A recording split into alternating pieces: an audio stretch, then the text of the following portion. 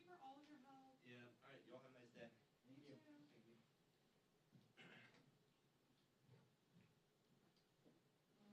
Yeah, so we have this set up right here.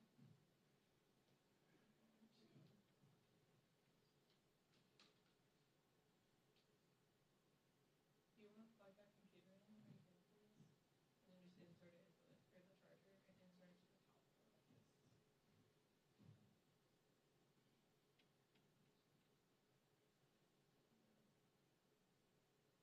Okay. Yeah, because I mean this drains the battery so fast. Can you hold on to the tripod?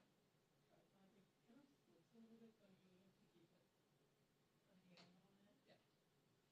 Which is why we need to buy a new one, but we can't because the government is shut down. Funny how that works.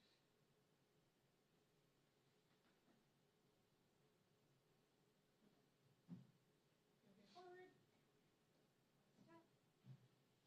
We take this. This is the thing that connects the live stream, the live stream on the computer to the camera.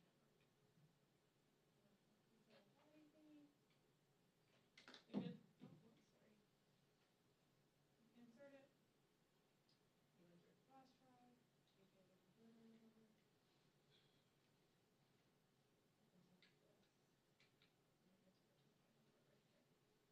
Put the camera on. I'm gonna turn it on.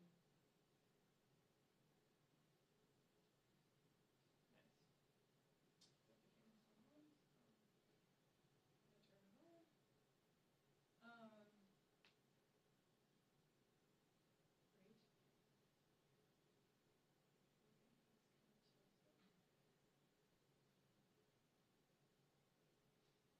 Would you mind lengthening? Which side? Well, let's just, I'm gonna wait till it's starting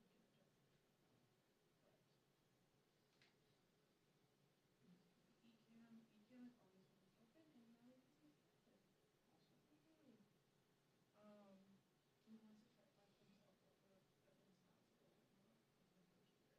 But do you have any questions so far? It seems just... It's really straightforward. It's like a lot of the ports, there's only one port, so it's like if you see this adapter, it goes where this shape goes, you know, and then a lot of the biggest issues I've been coming across are literally just troubleshooting of, okay, well it's not working, so let me just plug it in from the beginning. Or the audio's not good, let me just go press the button that changes it from left to right and it works. Or in the beginning we had a lot of issues with the connection, which normally I'm like confused with. Yeah. Also make sure that the Wi-Fi's off. In the beginning, yesterday even I was literally 9 metrics on my Wi-Fi strong. Which was kind of frustrating, but oh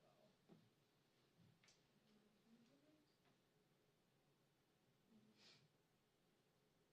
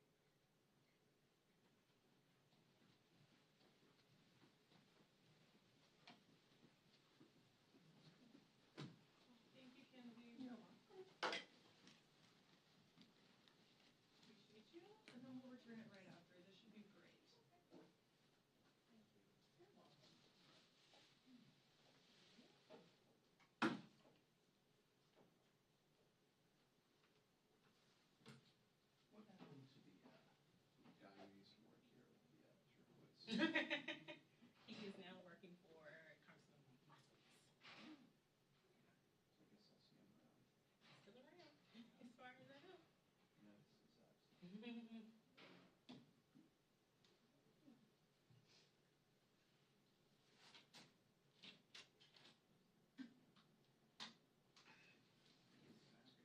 Yeah. Glad we have back to get up there. Door open. I get it very quickly. Thank you.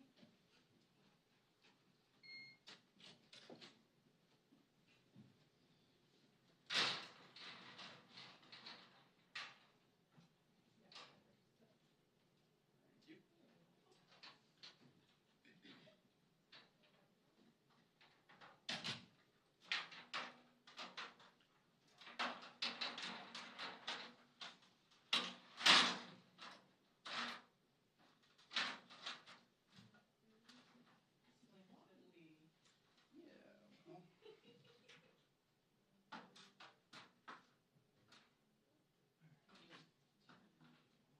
Yeah, I'll try the power switch first. There's still power getting to it, so. Yeah.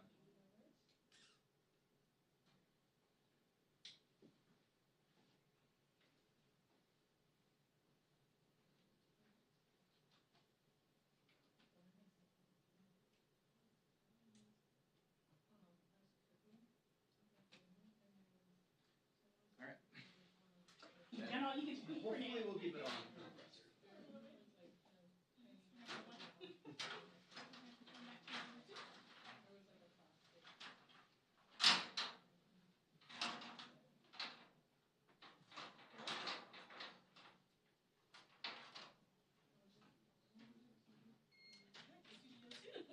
We love it. That's why we have it.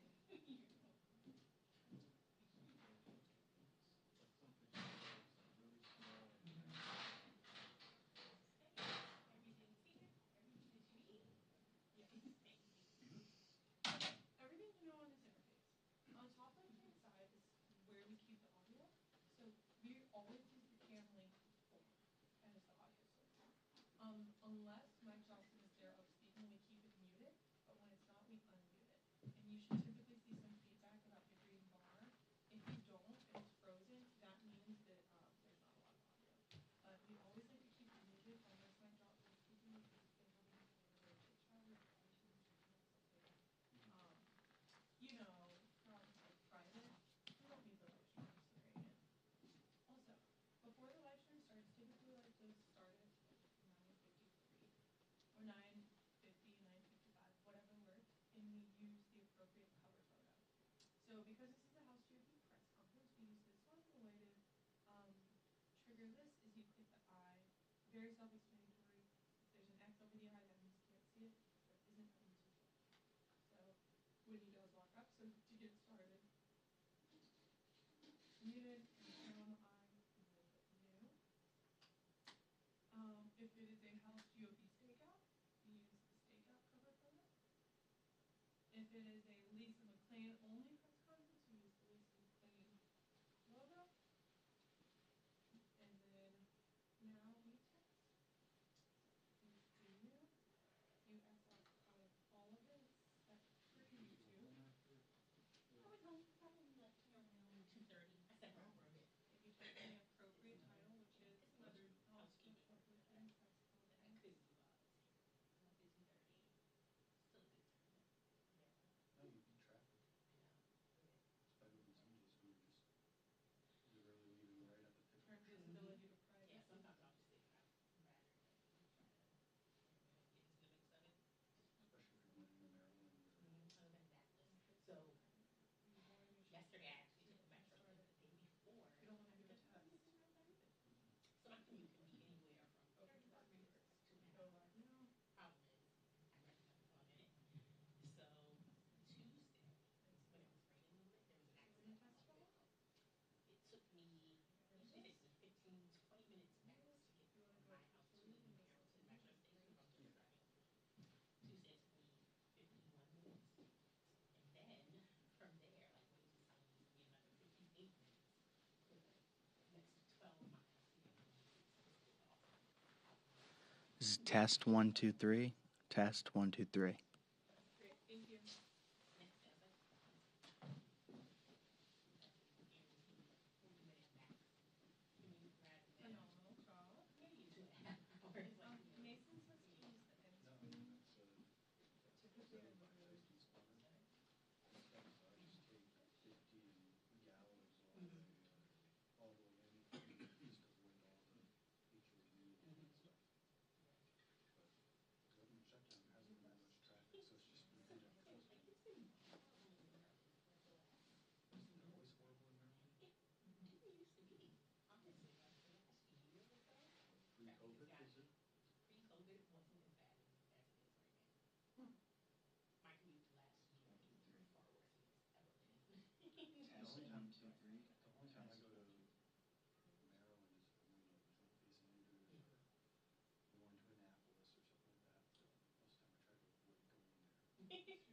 No, Virginia.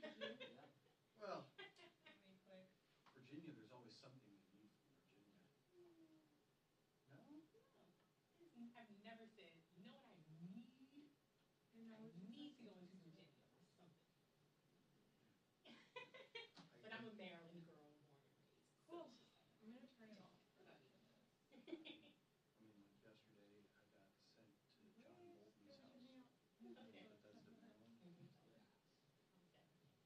I'm It was like 30 minutes. Do you have a lot of But- students today? But I left from Union Station and Oh, drove good. there and stuff, so it took me a bunch of back roads. I didn't have to hop on the highway. And so it took me Oh. 30 minutes, but it was like it was just perfect. And this house is in like the worst location ever.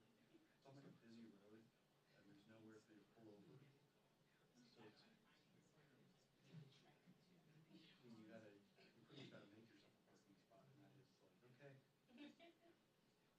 I think I'm driving up on someone's lawn, but okay. The cops give me a call, so it's, no, but I saw them, so that was pretty awesome.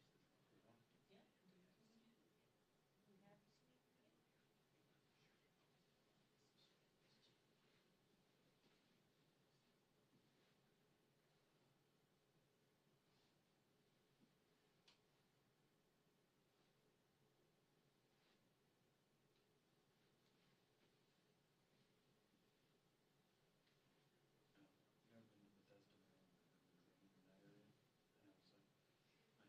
I've never been in that area, and I was like, I don't know what's around here, so I'm gonna have to just drive as I go and see what I see.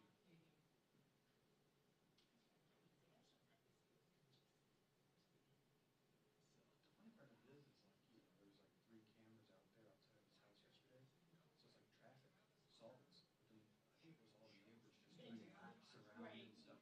And we were like, why is this so congested all of a sudden?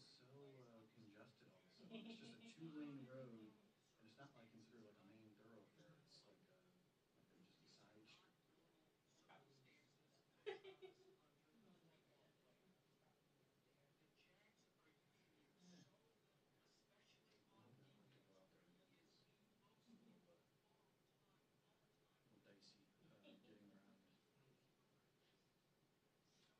Virginia, it's okay. I'll stick to DC.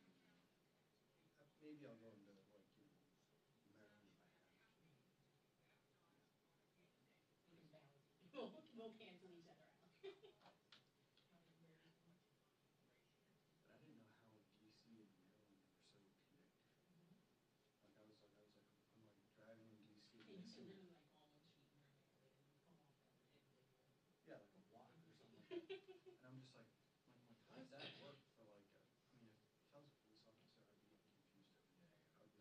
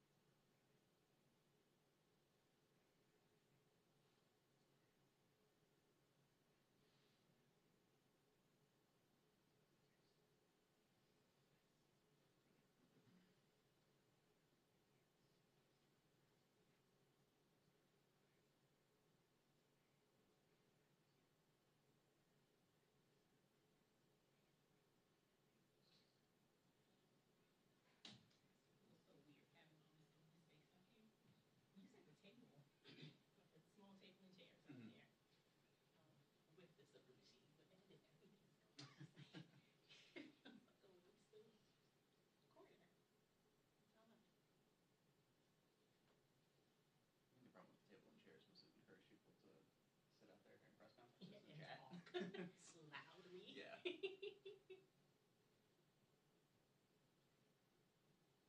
I don't know if that soda machine was like busted or I'm just not used to like paying attention to the noise. It was always loud. Yeah.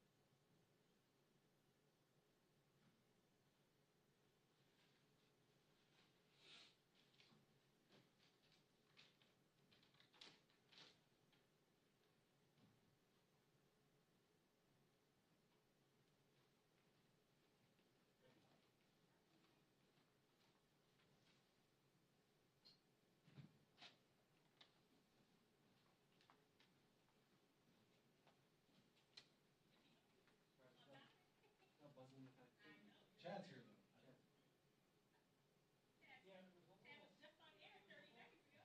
Where's everybody else at?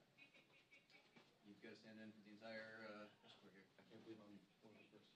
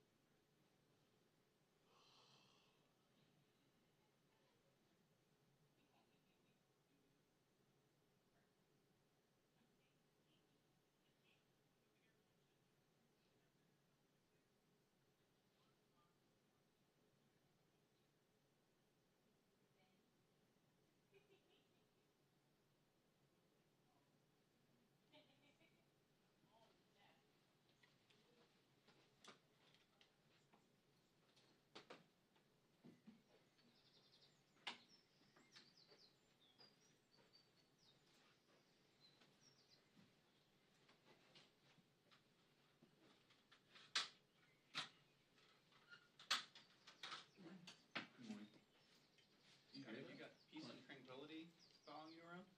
Yeah, like, oh, Yeah. noise, that's birds chirping. The sound of tranquility before the day starts. I'll turn it off. Don't worry. You prefer cat purring or? The rest of your day I like will be cats, yeah. very pleasant. Yeah, I hope so. Happy to be here. But well You see song, well Sharon song. Jeffries having a yak fest over at the Ohio Clock. John. At noon. So, It'll be a fun surprise for all of us. there's nothing big on it. People haven't been respected lately anyway, so. Look at this, there's nothing. I'll sit right here a second. Are you kidding me? You want to? Me too. Hey. Come on, that side, you surprised me, I'm like. Oh, Also, what's the rule if the press conference starts and somebody just like hasn't sat in their little assigned spot? I mean, there are no assigned spots. That's the rule. It's giving a church question. And it's like, This is Right, a- no, but if there's like a reserve spot, We have to have a you should- rule for Well, I mean, our rule is no reserved spots. It's something that we sort of turn our eyes, close our eyes. oh, well, in that case, I'll fucking take CBS's spot. Well, we close our eyes for radio, TV people. You don't need to think about it. Sorry. Don't you think these are the sort of things that Turn a come blind under, eye for for the our studio. people. this is sort of a Yeah, peer. for the people who pay for the studio. You pay for the studio? tax fees, right? No fees? Do you like here, ADC pays like a couple hundred grand into the tax fund. Do they really? Guys who work on campus. I don't know if the narrative is there. Right here, you say. Homeland Security. I mentioned the shutdown because it's somehow, I'm not sure. That's all. See my little chair there? Probably gonna be the way.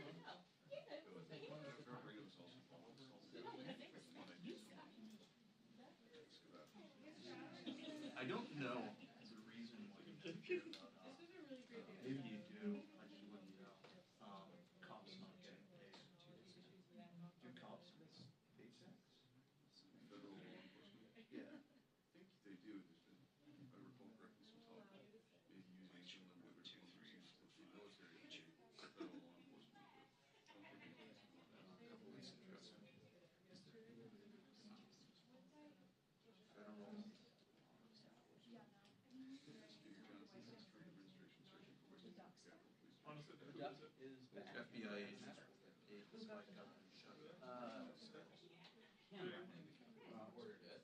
So Trump is free to do Daughter. that. Oh, it's cute. Yeah. His name is RDV. The RTV gallery. Oh, I heard RDBs in class. Yeah. They were like cheering me on. I was like, She said, hey, journalist. He would have kicked your ass. The dude's a scrub. Anybody who's tall. Why do you have actual, do you have actual Peter?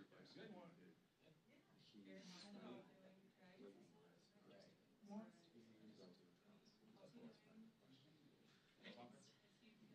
Yeah, I think that's a good time. What was the question? I feel like, not to sound negative, but these appearances will cheapen all the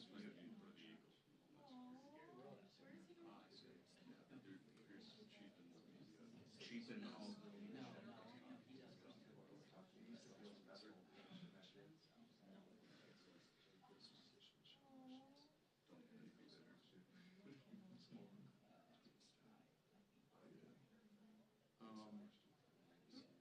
we'll see if something changes. Yeah. DOD. Right, that's gonna be a 30 a day. How many Democrats are gonna break? Yeah, I guess the idea is you put them on the spot. You put like John Ossoff on the spot. You say, Hi. John Ossoff Morning. voted against funding. It's gonna be me today, actually. The Corinne show. That will be much more entertaining. So it brings the pressure to bear. Keith over and Kim. How do I do this? Donate them. Yeah, we should just have one today, I think. So nice doing it here. We were just saying, it's so nice. It's literally not stressful. It's so nice. Saves me like 45 minutes in the morning. Yeah. I also, I said this with Man, it was more just like, I was trying to get it myself. Yeah, I did. It was like perfect. I was just like, my role. yeah. Like, That's go every. see how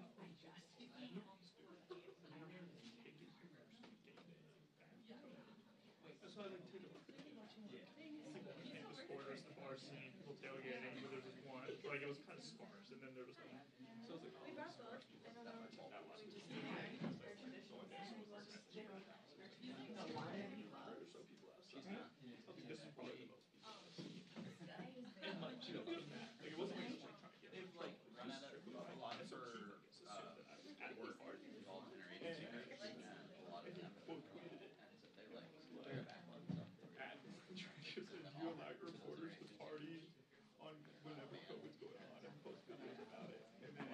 right? What's the day's today? They thought I was trying to get it. 16th, okay. So then Marshall, he was like, recently losing control. And like, everyone's like, That's why it. I was the one partying. And then the right Agency. He's like, I don't have their Bible. so how did my sister? Dresses up my tent. I was like going for comfort, like look at the literally intent, and it's great. I thought it was the funniest shit ever because I went from like 200 to like. I told William, I was like, I have to do something. And we don't approve any paychecks. No, I have multiple dresses and things arrive, and like honestly, I don't love any of them. So we'll see. I'm returning them, but one package comes from like. Boy. Yeah. That we do. So I'm hoping she's gonna. She does. That's terrible. So really hoping that one hits.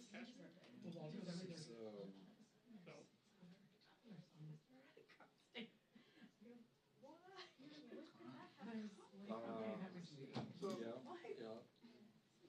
No. Had a question yesterday, so Thriving. that's, Forward. so that's it. Because you did take a question from this seat, and that seat. I do. He's got a question that he was I literally try to get home and be like, oh, and be like, that's nothing. I mean, he's probably gonna call and raise because he's recording those. That's his I don't know, he got pissed yesterday with my questions. I think I Yeah, your question kind of sucked yesterday. My question was fucking. It was a follow-up to the same question. Yeah, but he didn't answer that one. I was like, I'm not gonna let him get away with it. Yeah.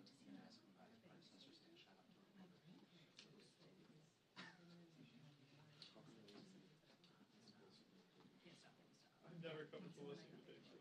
You never asked her a question. I've asked her one question, but one more. But by the time I was fucking here, she was.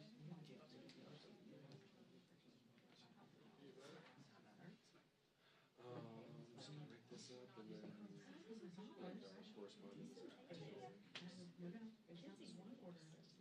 It was like reorders.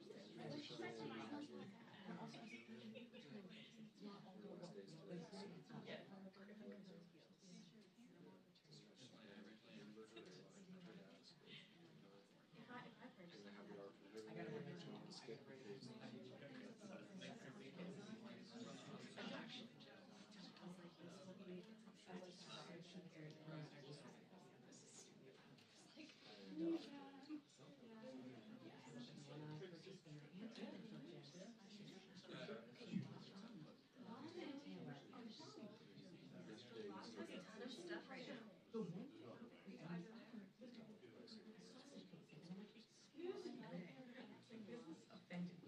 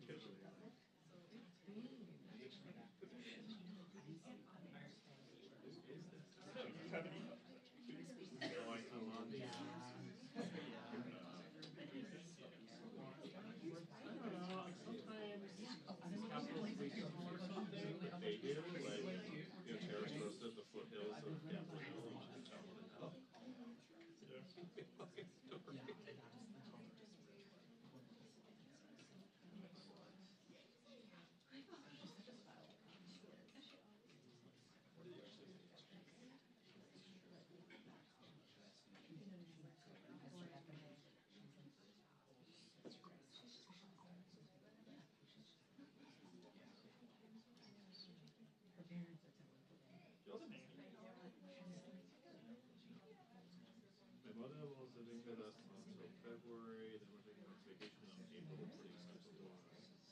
Want to? She was like, we're not bad. So, really was I haven't used 100 a year. What the fuck?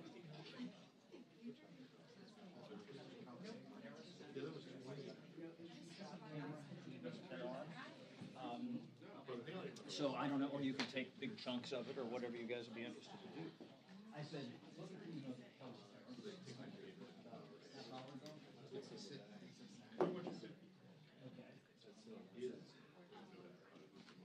Yeah, we'll do something with that. I think we'll use another story, not just like a standalone. Usually. NBA definitely. Okay. Can you flag it for him, and I will then call him on about that. But as Ryan said about him, he's also he doesn't stop moving. He's like, you hold him, he like wiggles hinges out of your arms and runs. You gotta find a course. You need to hide.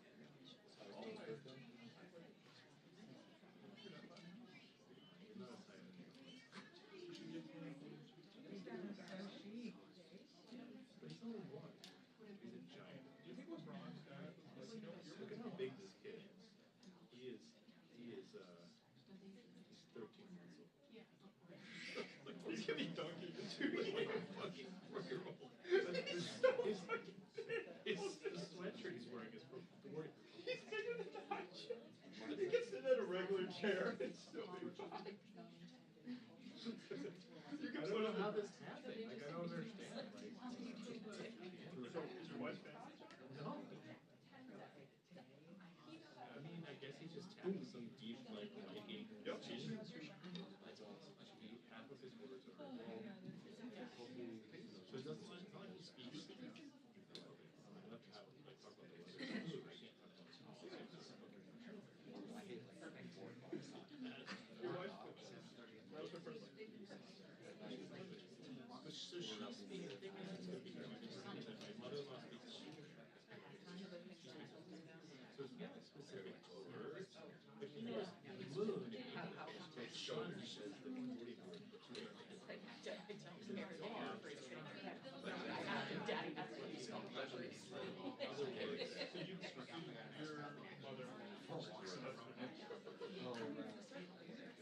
So she's playing with him. So what she's done is she's They're actually, it's actually not happening. for 2 years. Yeah.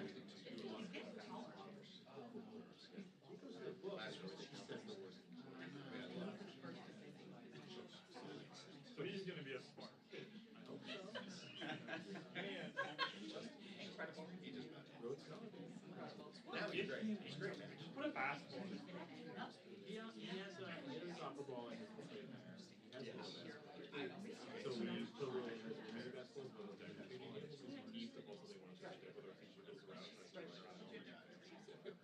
So we have to hold the mini basketball with credit. And then you have to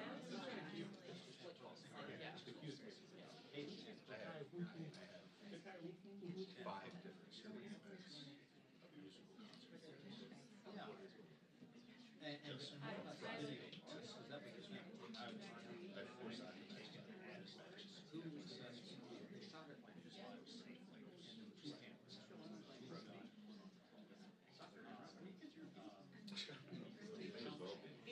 They're South American. So my middle son is a freshman at the math and try out soccer. Make it over. And look at the Everyone in the video. send me the link. I have to write it down. But God, that's great. But he goes, he has like, it's a year. Yeah. You know, Yes.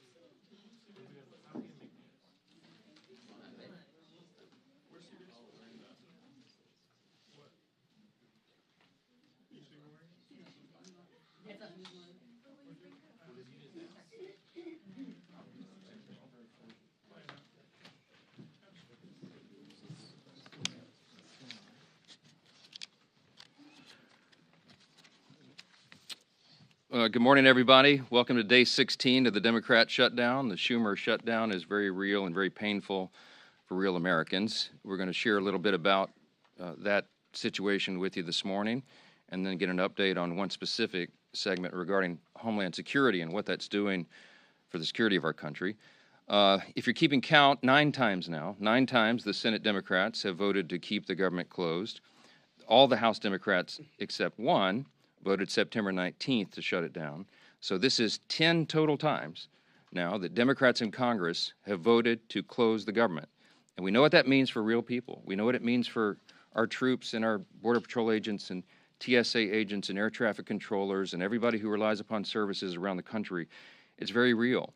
And so today marks yet another day of American families feeling the very real personal and economic strain of this reckless decision that our Democrat colleagues keep making. They want the United States government to remain closed, and they seem not to care about the pain that it's causing.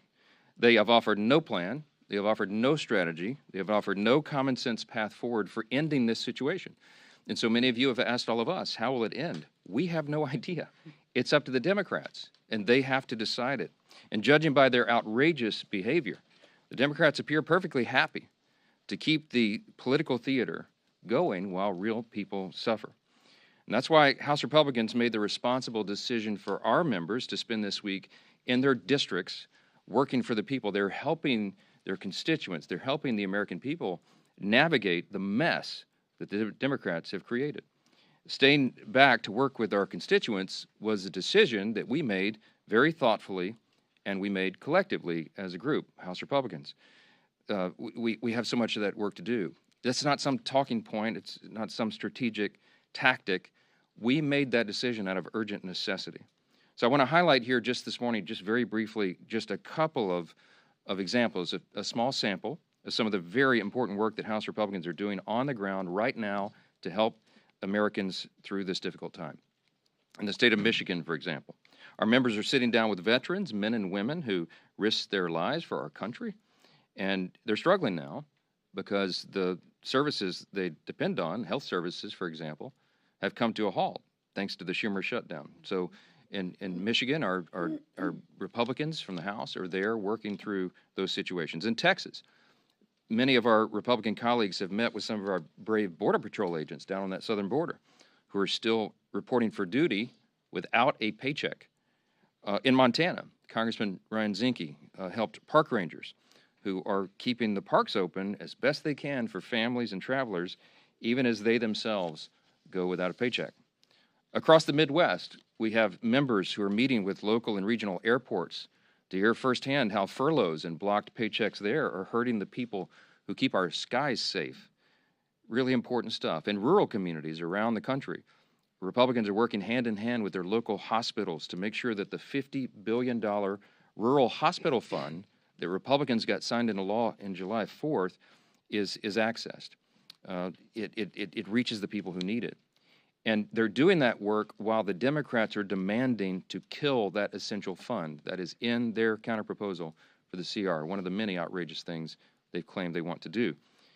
And everywhere across America right now, we're helping small business owners and farmers and ranchers and service coordinators navigate frozen loans and delayed emergency funds and growing uncertainty about how to keep serving their communities. So all across the country, Republicans are dealing with the very real and painful consequences facing real Americans. Now, that's happening on the Republican side. And what's happening on the Democrat side? You can see it for yourself. Compare what I just told you with what they're doing. Look at their own behavior. Look at their actions. Don't listen to the words that people are saying. Look at what they're doing. Chuck Schumer and Democrats over the last 10 days, here's a small sample of their activity, okay? We've seen performative stunts and TikToks and photo shoots across every inch of this Capitol. We've seen Democrats actually toast themselves on the balcony of the DCCC last night, while their colleagues voted in the Senate to keep the government closed for the 10th time. We've seen not one but 2 failed publicity stunts right outside my own office, the latest of which ended in a congresswoman storming the entrance and berating a Capitol police officer who, by the way, is protecting her without pay. And last night, we even saw, I didn't see it, many of you saw it, CNN host the first socialist town hall where Bernie Sanders and AOC said the quiet parts out loud. They don't know what they want to end the shutdown.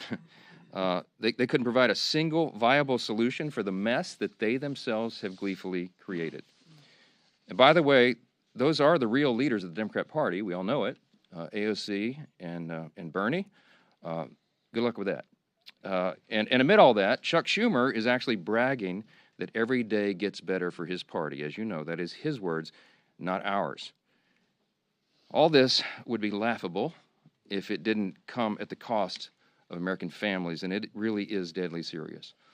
If it were up to Republicans alone, we would not be in this mess. We'd be up here negotiating and debating openly and transparently on the issues impacting Americans' lives. But as I've said repeatedly, Democrats slammed the brakes on legislative business when they decided to shut down the government for their partisan political purposes. The progress we made on appropriations and the conversations that were underway on the COVID-era Obamacare subsidies and all those issues, all that sits at a standstill until Democrats reopen the government. As soon as 5 Senate Democrats come to their senses and break ranks and turn the lights back on, House Republicans are anxious to get back to legislative session and to pick up our unfinished business. We have a lot yet to do. Until then, I'll continue to share the facts from this podium every morning to try to get this message directly to the American people. Republicans will continue serving on the job in our communities on behalf of the American people that we represent. I'm going to conclude this morning by saying this again. There's an incredible contrast right now between the two parties that could not be more clear. As we say here every day, this is not your grandfather's Democratic Party. It truly has become the far left, Marxist left, that are running that whole operation. And it has real effects on real people. And I just want you to, I'll highlight again the split screen of what we're seeing. In America right now, there are 2 diametrically opposed visions for the country, and you should look at the actions of elected officials and not their words. And what are the actions? President Trump and Republicans are delivering for the American people. We have cut their taxes. We are removing red tape and regulations to get the economy humming again. We have ended the border crisis, virtually 0 crossings in the last 4 months under President Trump.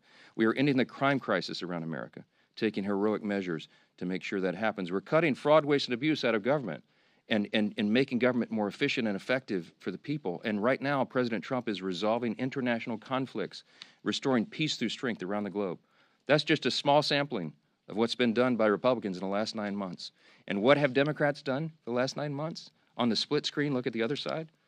They've shut down the government. I mean, I don't know what else to say. Put all the gimmicks and the talking points aside and look at the indisputable facts and evidence of what is happening right here. There could not be a stronger contrast between the two parties. And I don't know how more simply we can say that. With all that, I'm really happy to introduce our good friend from New York. Chairman Andrew Garbarino is the chair of our House Committee on Homeland Security, and he's here with us this morning to tell us a little bit more about the grave consequences of the Democrat shutdown on America's national security. It could not be more serious than it is right now. Andrew, go ahead. Thank you, Speaker. Sure. Thank you, Speaker, and Leader Scalise and Chairman McClain. Thank you all for being here today. The Senate Democrats' decision to shut down this government for cheap political points lacks any common sense and is undermining the Department of Homeland Security's core mission, as well as the people tasked with upholding it. Nearly 95% of DHS's workforce is considered essential, and that's rightfully so. But that means they're at work right now, and they're not getting paid. More than 63,000 CBP personnel, including U.S. Border Patrol, are continuing their steadfast commitment to securing our borders. More than 61,000 TSA personnel are continuing their mission to protect the traveling public and keep the skies safe. More than 8,000 Secret Service personnel are still carrying out their no-fail mission to safeguard our nation's leaders. More than 49,000 U.S. Coast Guard personnel are serving to protect our maritime borders. I'm grateful that President Trump and Secretary Noem are taking steps to ensure that the Coast Guard personnel are getting paid, just like our military during the shutdown. And I appreciate the department's continued work to support frontline law enforcement officers. I think, though, it's also very vital that we ensure that TSA security officers are compensated as well. Just because the government shut down doesn't mean people aren't still flying. We owe all of these men and women at DHS a debt of gratitude for their continued service. But the shutdown is not just about personnel. It's undercutting our Homeland Security posture. A lapse in government funding prevents DHS from moving forward with critical new investments that enable us to stay ahead of rapidly evolving threats. New contracts are put on hold, and proactive engagements with security partners are postponed.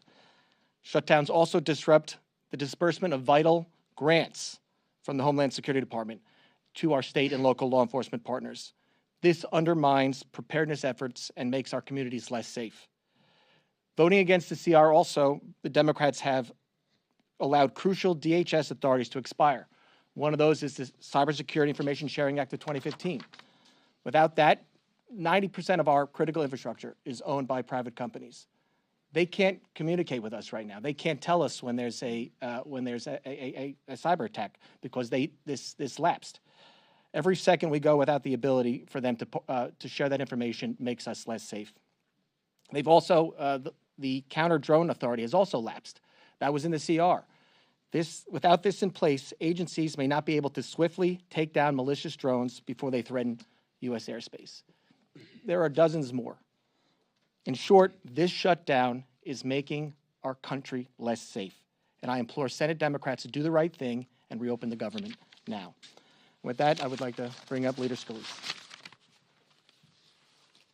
Thank you. Well, you just heard a very stark, grim reality from Chairman Garbarino of what Chuck Schumer's shutdown is doing to our nation's ability to protect the homeland. The Department of Homeland Security is one of the most critical in terms of our ability to keep Americans safe here at home. And they're doing incredible work. And, you know, fortunately, like Chairman Garbarino said, 95% of the employees are deemed essential, but they're on the job not getting paid. But beyond that, he also pointed out grants are not going out. The sharing of information on things like cybersecurity is not happening. These are real devastating consequences of Chuck Schumer's shutdown. And nobody on the Democrat side can still articulate the reason why they're doing it beyond the obvious. And the obvious reason is Chuck Schumer being scared for his political future. Scared from who? From AOC. And last night, as the speaker mentioned, we saw two of the Democrat Party leaders, Bernie Sanders and AOC, at a forum, town hall, whatever you want to call it, on CNN. And they were laughing, they were guffawing like it's some kind of game. In fact, when AOC was pressed to say, what is it that y'all are shutting the government down over? She couldn't even give an articulate answer. This is what she said, quote, "I think we need to see ink on paper. I think we need to see legislation. And I think we need to see these things passed on the floor of the House and Senate and signed by the president." Can anybody tell me what she's talking about? I mean, they filed an alternative bill that everybody knows is not serious, $1.5 trillion in new spending to do, among other things, to gut the rural hospital fund, the $50 billion that we put in place, the largest investment in rural hospitals in our country's history. They want to gut that to give free health care to illegals. That's not going to happen, and that's not a serious proposal. But in fact, when you get back to the heart of the question, and that is Chuck Schumer fighting for his political life in New York, they did ask AOC that question. You know, are you going to primary Chuck Schumer? And she laughed, and Bernie tried to bail her out of the question, but ultimately she wouldn't give a direct response to that, because that's really what this shutdown is about. Is Chuck Schumer afraid of the AOC wing of the party primarying and beating him in New York? And so he's just concerned about his political future, and he's willing to jeopardize the lives of the American people, to jeopardize our Homeland Security abilities that Chairman Garbarino talked about. These are serious consequences to real people, men and women in uniform, our federal workers that are not getting paid. All for what?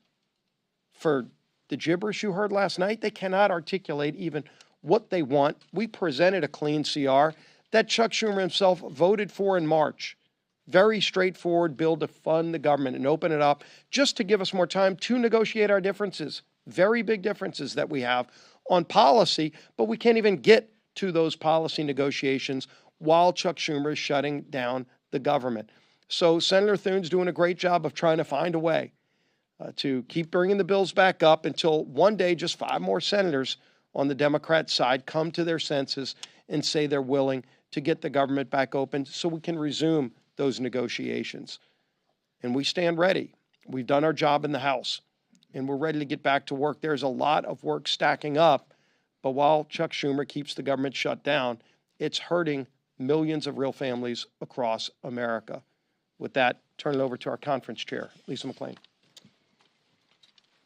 Thank you, Leader, and thank you, Rep. Garbarino, for being here and the work that you're doing on the Homeland Security. Here we are. Democrats have shut down your government now for 16 days. So I think we all want to know, what have the Democrats done with all this time on their hands, right? Well, let's see. They've posed for glossy photos outside the Capitol. They've screamed at Capitol police officers who, by the way, they are refusing to pay, right? They've jumped on TV to what looks like an audition to be the next radical in charge after Chuck Schumer. And now they're gearing up for their I Hate America rally this weekend. A rally where they'll cheer for chaos instead of country.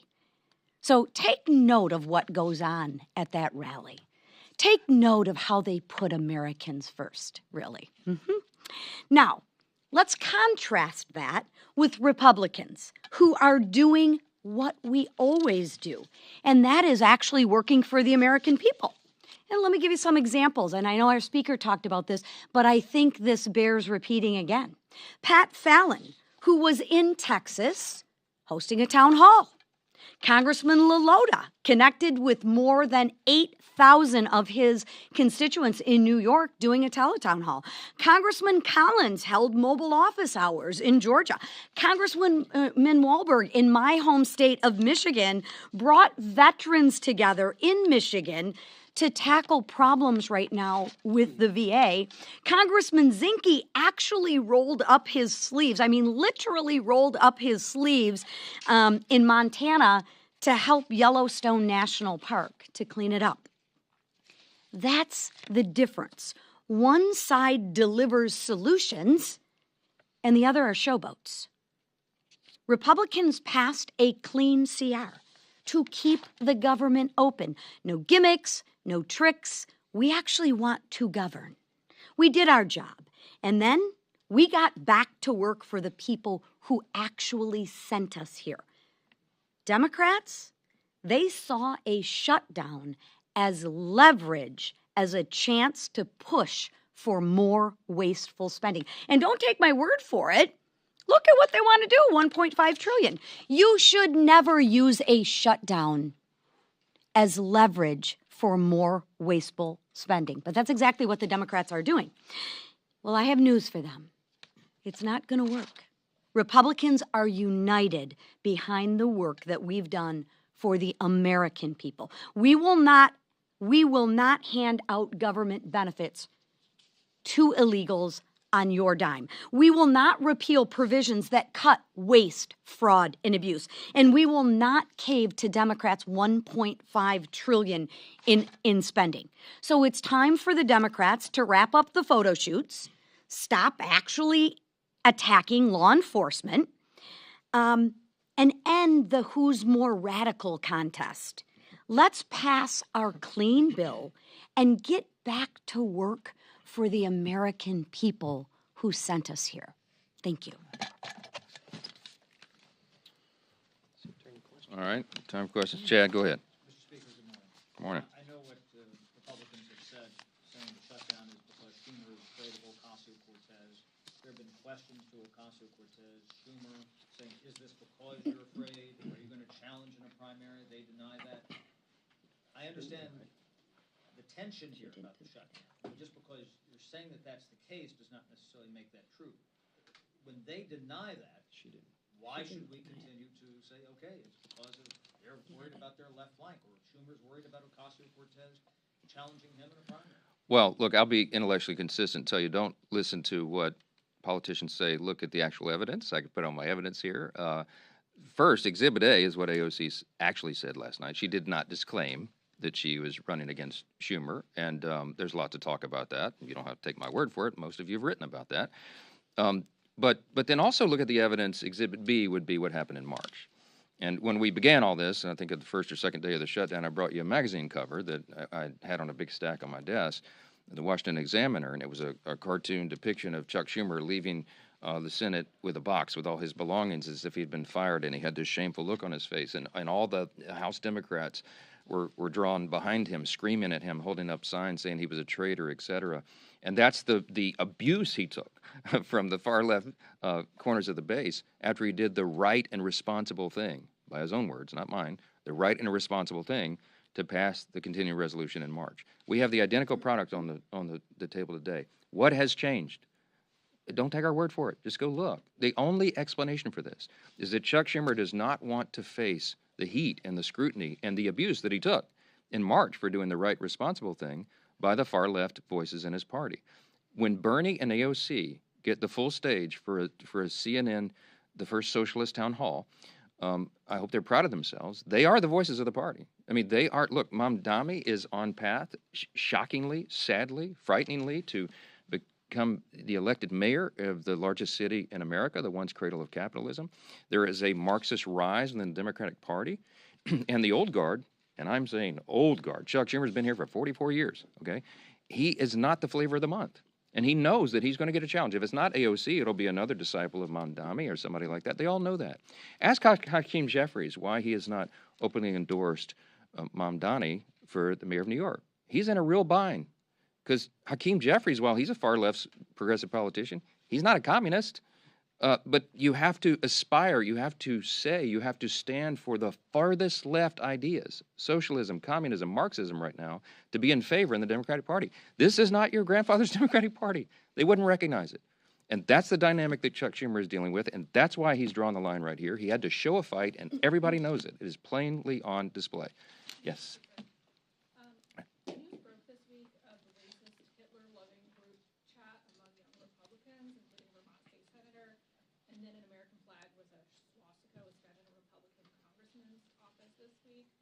Are you worried about that extremist pro-Hitler sentiment among the party's young Republicans? No. Look, obviously we roundly condemn any of that nonsense. And the Young Republican or the organization, whoever that, I don't know who any of these people are. I never heard of them. Somebody posted a photo of me standing next to these guys. We were in tuxedos. Obviously, I think it was at the inauguration, and people were just coming up and asking for selfies with 1,000 of them. I don't know. I've never heard of that person in my life. But whoever these young people are, and whatever they're saying, if it's true, we obviously condemn that. And the organizations involved are dealing with that. That's my understanding. With regard to the swastika thing, this happened last night. A Republican congressman, allegedly one of his staffers had something in the background or something in a Zoom. That's what I heard this morning. He says that that's not his, and there's a proper investigation ongoing, and the congressman did exactly what he should have done, and that is report it. It's under investigation, and I can't comment on it any further until that's done, but I will say, obviously, that is not the principles of the Republican Party. We stand for the founding principles of America. You want me to articulate them for you right now? Individual freedom, limited government, the rule of law, peace through strength, fiscal responsibility, free markets, human dignity, the things that lead to human flourishing. We have stood against that. We fought the Nazis. We defended that evil ideology. We roundly condemn it, and anybody in any party who espouses it, we're opposing that. I don't know how else more simply to say that. Yes, sir. Back on the shutdown, Leader Thune has offered Democrats a vote by the end of the year on Obamacare subsidies. Would you be willing to make the same commitment to sort of ease the shutdown? Let me tell you what happened yesterday, because I met with Leader Thune, and he offered to Chuck Schumer a vote on Obamacare subsidies, and Schumer said no. that happened. Asked Leader Thune about it, because they wanted a guaranteed outcome. Here's why we can't do that. Let me say this very clearly and for everyone again. Okay, the Obamacare subsidy issue is not the issue of today. It is in a subsidy that expires December 31. We were always planning to continue the debate and discussion about that issue in October and November. Ironically, Democrats are taking the time off the clock for us to do that. It's a very complicated, complex matter. There are no income caps on that. By the way, did you know if you're a hardworking taxpayer, middle-class earner, and your family's struggling to put food on the table, did you know that you are subsidizing wealthy people's health care with that subsidy? You probably didn't. Premiums have risen by some estimates 60% since Obamacare was enacted into law in 2010. There's no way to repeal and replace it because it's too deeply ingrained right now. We have to improve it. Republicans are the ones with the ideas to increase access to care, the quality of care, and bring down the cost. Not the Democrats. They're the ones that gave us this problem, and they're the ones that have made it so expensive. Now, we have 535 members between the House and Senate. There's a lot of people in this deliberative body here. That's a very complicated issue. It's not something that 4 people can go into a back room and guarantee an outcome on. It can't be done. It was not possible to be part of the CR, and it is not feasible. It's not appropriate to be on the CR. We require the member-driven consensus process here, and that's what's necessary. So it's not possible for Leader Thune to guarantee to Chuck Schumer some outcome on that because we haven't finished those deliberations. I mean, that's just as simple as it is, and all of you report on the Hill all the time. You know how the process works. So when Leader Thune offered Schumer a vote on the ACA, on the subsidy, without guaranteeing an outcome, Schumer said, nope, no thanks, we'll keep it closed. Because, by the way, remember, every day of the shutdown gets better for us, as Chuck Schumer said, okay? It's not getting better for the American people. Thank you. No, I didn't say that. I did not say that, Reed. I said none of us can guarantee an outcome on that. I have said consistently all along, this is part of the deliberative process. We're going to debate and discuss that. And there are debates and discussions going on our side of the aisle and on theirs, but to get everybody together and build that consensus is not possible until we get the government operating again and we stop holding, I get very upset about that. We stop holding the American people hostage for these ridiculous political games. People see what's going on here. We should not have Border Patrol agents not paid right now because Chuck Schumer wants to pay political games to cover his tail. I don't know how much more simply to say that, and every single one of you know that's exactly what's going on. I don't like being Mad Mike. I want to be Happy Mike. I want to be the happy warrior, but I am so upset about this. God bless America. We're done. Thanks.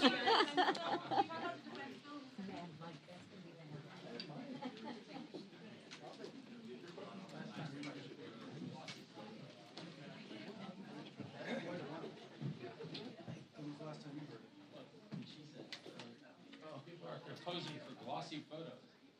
I don't think so. I'll just have a glossy file. You're going to name that in the archive? Yeah, what's up, glossy? I guess it was flyer. That was funny. Yeah. Expression.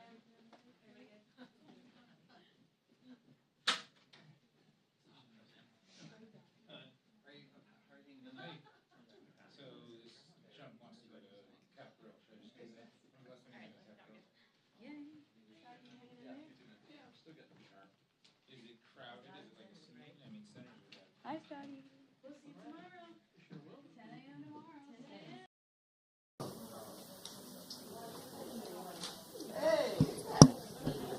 Oh, no. Coming for you.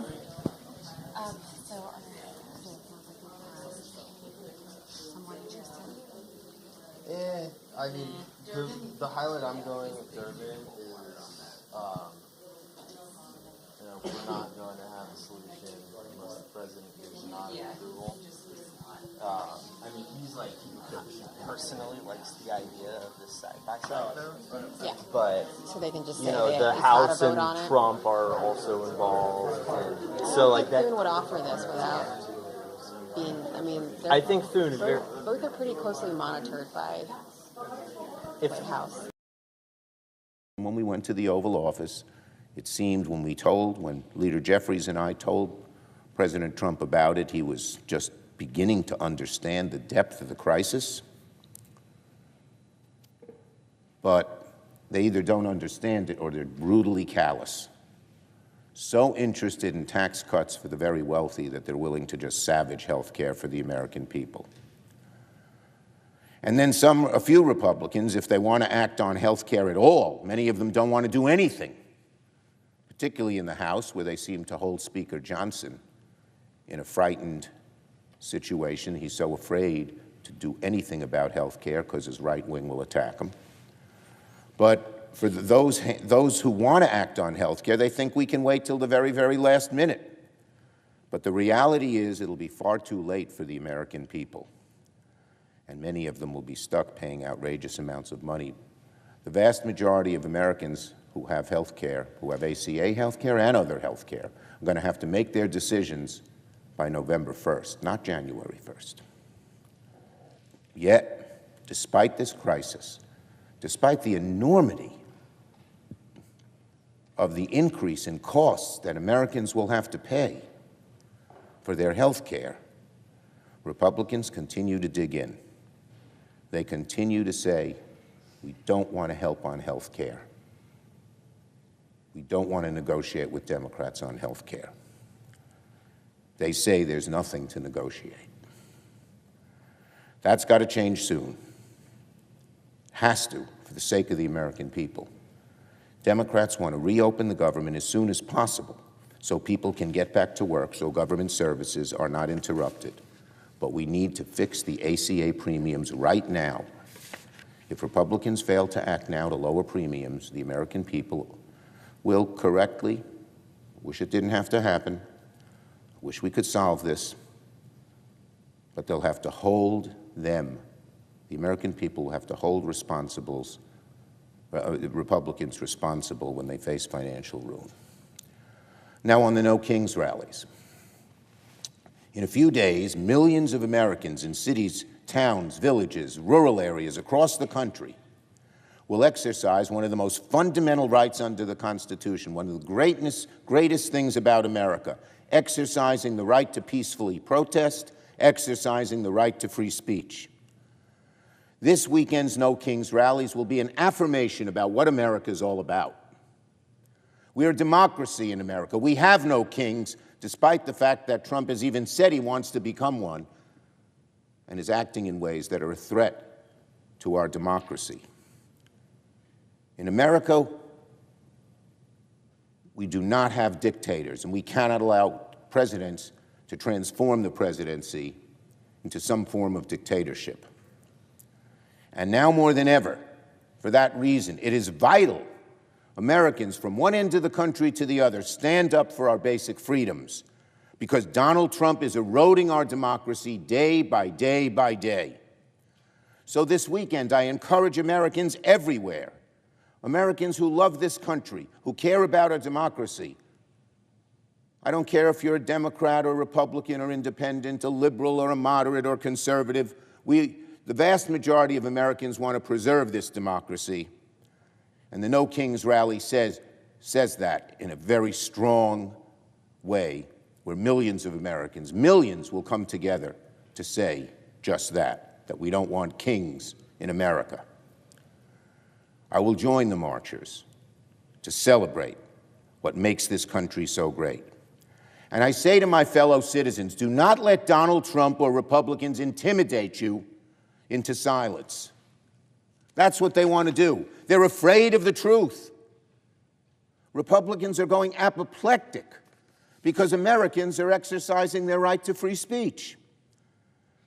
Even some of them, too many of them, know that Donald Trump is threatening our democracy, and the American people are seeing just that. And that is the theme, the very appropriate theme of this weekend's rallies. No kings. No kings. So I urge Americans, speak out, use your voice, exercise your rights to free speech. And of course, there should be no violence from either side. I say to Americans, show the world how much we love this country, how much we love our values, how much we love our democracy and want to preserve it. And don't be afraid. Trump and the Republicans want you to be afraid. They don't like free speech. When it's free speech, they don't want to hear. But we're not going to let them intimidate us. For weeks, Republicans have tried to vilify these rallies. They call them the most ridiculous of terms, hate America rallies. These are love America rallies. They call them terrorist rallies. That's just despicable. They're trying to scare people away from their basic right to free speech, but we will not be intimidated. These are not hate rallies, as some of the right-wingers try to say. These are Save America rallies, Love America rallies, Care About America rallies. Not only is this a right to protest, which we all treasure or have treasured until recently, with this new administration seeming to not want rights to protest or even free speech when they don't agree with it. This is the right thing to do, a necessity, when Donald Trump weaponizes the Justice Department to become his attack dog and go after his political enemies, when he attacks the courts, when he intimidates the free press and tries to tell networks they're going to lose their licenses if they say things he doesn't agree with. When people are arrested and put in jail, American citizens, with no real cause and not even identification of who is making the arrest. I am so proud of Americans who will stand up peacefully. There's nothing more American than exercising the right to free speech, especially the right to dissent, especially when our democracy is at risk because of what Trump and his Republican cronies are trying to do. Remember the last No Kings rally. We saw millions of people, all backgrounds, all corners of the country, gathering peacefully. We saw American flags as far as the eye can see, and that's natural. The American flag stands for free speech. The American flag stands for the right to peacefully protest, even if Trump and his cronies don't even understand that or don't want to understand that. At these rallies, we saw people who love this country. We saw people who want to stand up for American values. We saw people who want to preserve our precious democracy. And that, sadly, is what many Republicans want to silence. We will not be silenced. Donald Trump and many Republicans in Congress are using intimidation, lies, bully tactics to prevent people from standing up, speaking out, exercising our precious constitutional rights. But I say again to every American out there who wants to participate in these weekend rallies, do not let Donald Trump or Republicans intimidate you into silence. That is what they want. That is how dictators evolve, when good people of all different beliefs and backgrounds stay silent. No King's Day says we will not stay silent.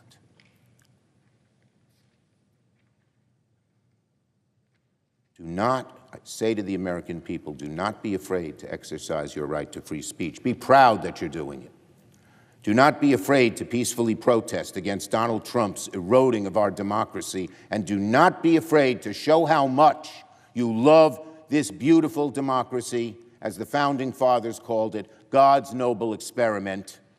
We have to keep this precious democracy.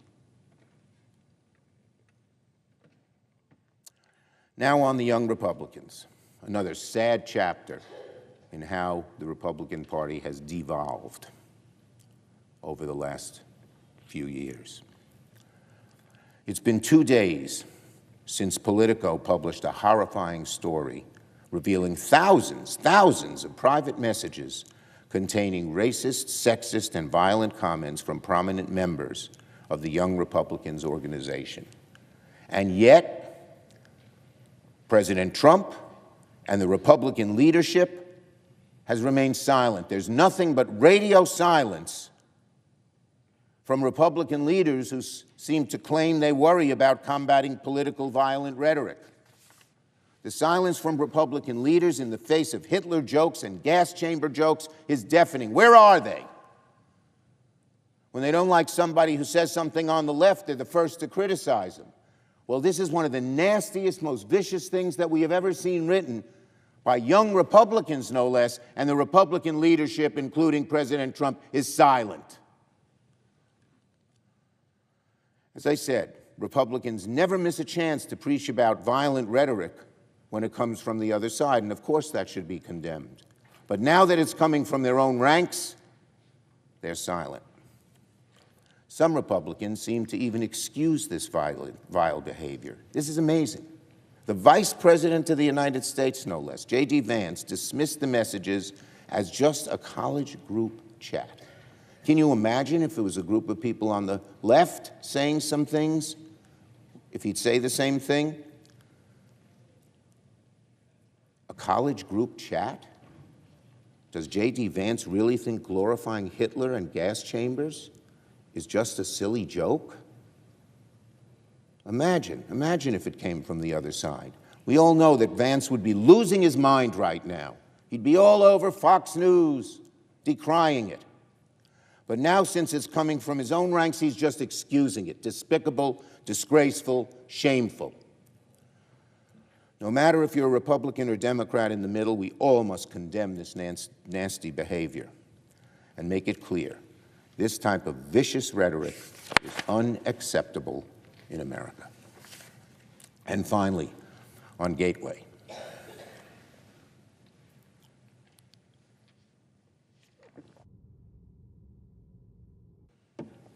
On Gateway. Yesterday, President Trump and his administration terminated funding for Gateway. Gateway is the most important infrastructure project in America, period. It'll keep our economy moving, our region connecting, tens of thousands of union workers on the job. Donald Trump is trying to kill it again in pure spite and with sheer stupidity. It's petty revenge politics. And who gets hurt? It's going to screw over hundreds of thousands of New York and New Jersey commuters, choke off our economy, kill good-paying jobs. It affects New Jersey. More people use it to commute from New Jersey than from New York. What Trump has done on Gateway is vindictive, reckless, and foolish. And if Donald Trump thinks he can use New Yorkers, New Jerseyites, commuters, small businesses, union construction workers, and the first responders as political pawns, it will backfire on him spectacularly. We will fight the president on this in every way to preserve this crucial, vital infrastructure project, crucial and vital to New York, New Jersey, the Northeast economy, and the whole American economy. I yield the floor.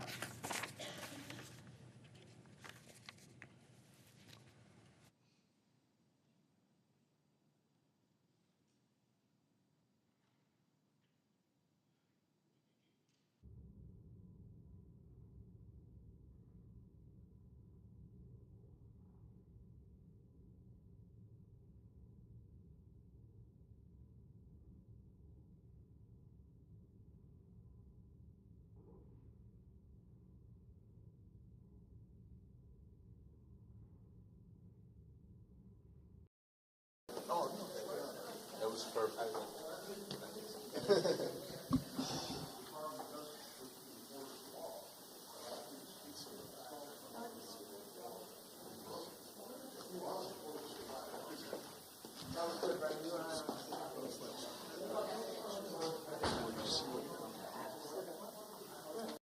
Number 460. Without objection. Thank you, Mr. President. Mr. President, today is day 16 of the Schumer shutdown. Democrats have an opportunity to end the charade today. We'll be voting in the next few moments. I expect they won't. Why? Well, for starters, the minority leader believes every day gets better for us. I'm not sure who the us is, but that's what he believes. He must be talking about Democrat leadership, Democrat politicians. Can't be talking about people all across the country, not the people who work every day to keep our country safe, not the federal workers who aren't getting paid. Oh no, he can't be talking about them when he refers to every day gets better for us. What Senator Schumer and Democrats in this body are really saying is this: every day of this Schumer shutdown strengthens their alliances with the far left activist groups. These radicals hold the reins on today's Democrat Party. They're driving the stagecoach. Schumer's not leading this. Jeffries isn't leading it. The people that are driving the stagecoach are the left-wing activists, and they are driving it over the cliff. Let me give you another reason why I suspect Democrats will once again refuse to reopen the government. It's because the far-left activist groups are pressuring the Democrats to keep the government closed until after their radical anti-America rally, which is going to be held this weekend. The rally, which some have labeled the I Hate America rally, is going to take place Saturday, and there'll be rallies in D.C. and across the country. We've just heard from the minority leader on the floor inviting people to attend these rallies, to participate, what I have referred to and others have as the I Hate America rally. He is a cheerleader for these far-left activist groups and their causes. All these rallies are going to be led by the far-left activists, and all will be calling on the Democrats to keep the government closed. And the Democrats in this body are beholden to every single one of these far-left activist groups, groups like, quote, #ResistTrump and American Atheists. So here's a headline from Politico. Chuck Schumer's critics are satisfied for now. The article goes on to quote the head of the far-left activist group called Indivisible. This group is organizing Saturday's radical rally. The leader of the far-left group says of the minority leader, he said, quote, "He hasn't surrendered yet. I call that progress, and we're cheering him on now." Well, 7 months ago, that same person had a very different message for the minority leader. That same person said, quote, "Senator Schumer should step aside as leader. Every Democrat in the Senate should call for him to do so." So what changed? Well, Senator Schumer started towing the line of the far-left group. He shut down the government in spite of the fact that 13 times when Joe Biden was president, he voted for a clean continuing resolution to keep the government open. Well, what changed? Well, the minority leader is now the puppet of the radical, extreme, dangerous, scary wing of his party. He's huddled with the far-left activist group for months before this shutdown. Months. They organized this shutout in Senator Schumer's office. They organized a war room for the shutdown. They're calling the tune. Senator Schumer even gloated to Punchbowl News, quote, "We thought about this long in advance. This isn't something that just happened. They've been planning this. This is premeditated. It's a political game for Senator Schumer and the Democrats, and it is a dangerous game for every other American. People aren't receiving paychecks because Senate Democrats want to prove their allegiance to the far left. Democrats want a standing ovation this Saturday when they rise to address the radical wing of their party, the wing that's holding the reins and holding them tightly, a wing that's extreme, dangerous, and scary, that is pro-crime and anti-America. That's what we're facing, Mr. President. Senate Democrats want to be cheered on for holding hostage the paychecks of the TSA agents and air traffic controllers. Meanwhile, Americans are sick and tired of Democrats' dangerous political games. They just want to get back to work. Today, Democrats are going to have an opportunity to prove that they aren't beholden to the far left of the party. We're going to have a vote. We're going to vote on a bipartisan appropriations bill as well to fund the Department of Defense, to fund the warfighters, the troops, the people who keep our nation and our allies safe. Now, Mr. President, this bill has already come through a bipartisan appropriations committee. The vote was 26-3. 26 voted for it, only 3 voted against it. That same bill we're bringing to the floor today. And we're going to see if the Democrats are going to work with us on the bipartisan appropriation bill. They claim they want regular order. They claim they want things to work together. And it's a bill that they have said themselves it's necessary. Now, remember, Senator Schumer last year didn't bring a single appropriations bill to this floor of the Senate, in spite of the fact that 12 bipartisan bills passed out of the committee. He refused to bring any of them to this floor to fund the government when he was majority leader. Wonder who he's going to side with today. Senate Republicans this year have already approved 3 appropriations bills to fund the government. This will be the fourth. Democrats are holding the government hostage. They're holding the American people hostage. Republicans are committed to reopen the government. We are going to vote against that today. We're holding votes on our bipartisan, clean, continuing resolution, one that Democrats have voted on 13 times in favor of when Joe Biden was in the White House. Now, I believe that Democrats have an opportunity as well as an obligation to end the Schumer shutdown. We should end it today. Thank you, Mr. President. I yield the floor.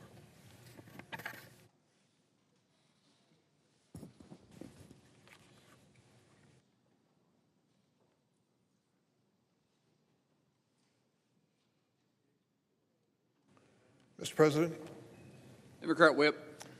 Mr. President, last week we learned that Venezuelan opposition leader Maria Corina Machado had won this year's Nobel Peace Prize.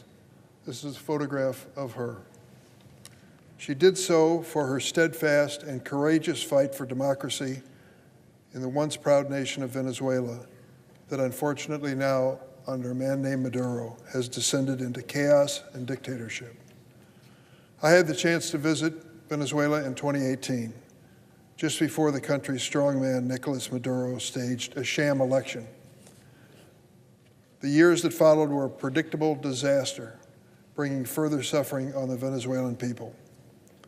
In late 2023, under severe repression, the Venezuelan opposition organized a primary election that selected Ms. Machado as its candidate for the July 2024 presidential election. Using a tired old playbook, the Maduro regime refused to allow her on the final ballot. Undeterred, her colleague Edmundo Gonzalez was able to run in her stead. Not surprisingly, given the country's near-failed state status, he won over Maduro with 2/3 of the vote in a process meticulously documented by domestic election observers. What did the Maduro regime do? It shamefully refused to swear him as a successor into office and forced him to flee the country. But Maria Corina Machado refused to leave. She stayed, while the regime arrested key opposition supporters and threatened her as well. And while she remains in hiding for her own safety, she has continued to fight for those election results to be respected and a return to democracy in Venezuela. That steadfast courage in the face of such cruelty is incredible and certainly worthy of the Nobel Peace Prize. Senator Jeanne Shaheen and I were on the telephone yesterday with this brave young lady. She was as determined as ever to see a better future for the people of Venezuela. She has my continued admiration and support in that effort. On another topic, Mr. President, I want to say a few words about events in the Middle East and Ukraine. Over the long weekend, the world saw what is hopefully the beginning of the end of the war in Gaza. I want to congratulate President Trump for the historic agreement that made this possible. There are still critical elements to be negotiated and settled, but the first phase, which included the release of the Israeli hostages and a ceasefire, is a good faith start to a more inclusive agreement. It won't be easy. The remaining steps will be difficult and require sustained attention from President Trump and our allies that helped make the beginning of this agreement a reality. As New York Times columnist Tom Friedman wisely wrote this week, and I quote him, "You don't have a second to rest. As someone who wants you to succeed, I have to remind you, as hard as the first state was, you've not seen the hardest yet." I agree. There's been so much pain and suffering sparked 2 years ago from Hamas's brutal October 7th attack and the ensuing war, and it'll take a long time, if ever, to heal. But this is the best chance in a long time toward a more hopeful future where both people, Palestinians and Israelis, can live in peace.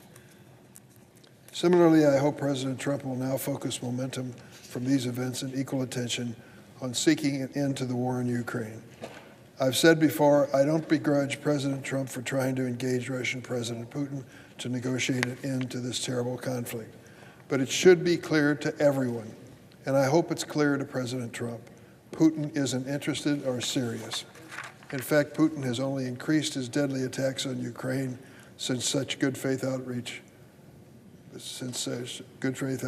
the United States. Similarly, it's long overdue that the Senate pass bipartisan Russian sanctions, a bill that now has 80 bipartisan sponsors, a bill I'm happy to support. Putin only responds to force, military or economic, and it's time for the President and Congress to stand behind the people of Ukraine and to increase this pressure on President Putin. Mr. President, on a separate matter, I'd like to respond to the comments made by my colleague and friend, Senator Barrasso from Wyoming, on the floor this morning.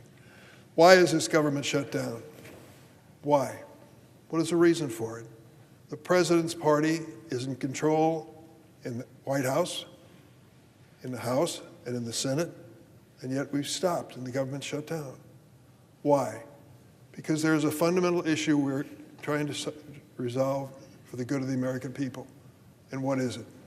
Well, let me give you an illustration. What if I told you, if you live in Illinois, that October 27th, your health insurance company is going to send you a notice at your home.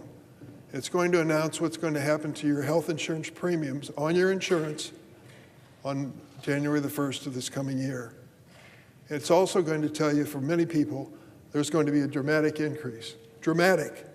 114%. Your premium is going to more than double.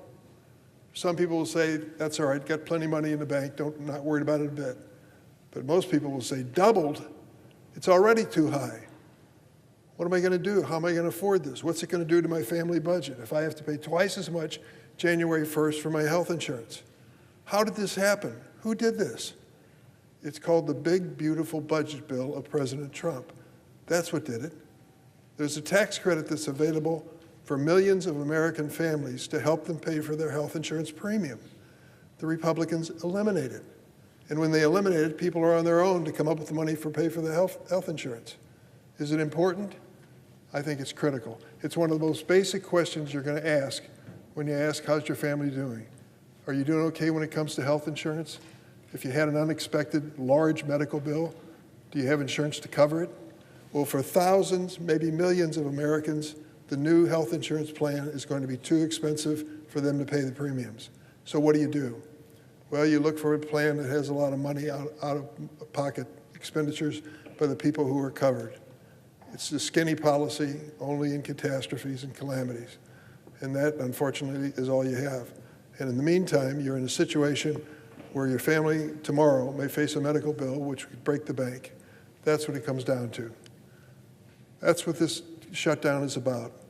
We believe the Republicans should help us in helping the families across America. As I said, October 27th is a day of reckoning in Illinois for people who are policyholders there. It's going to happen across the United States. It's a policy they created on the Republican side, and we should work with them to change it. The sooner, the better. I yield the floor.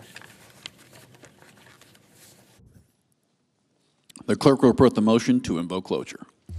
Cloture motion. We, the undersigned senators, in accordance with the provisions of Rule 22 of the Standing Rules of the Senate, do hereby move to bring to a close debate on the motion to proceed to calendar number 168, H.R. 5371, an act making continuing appropriations and extensions for fiscal year 2026 and for other purposes, signed by 17 senators. By unanimous consent, the mandatory quorum call has been waived. The question is it the sense of the Senate that debate on the motion to proceed to H.R. 5371, an act making continuing appropriations and extensions for fiscal year 2026 and for other purposes, shall be brought to a close? The ayes and nays are mandatory under the rule. The clerk will call the roll.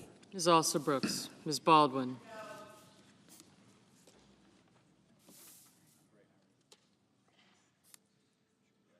Mr. Banks. Mr. Barrasso.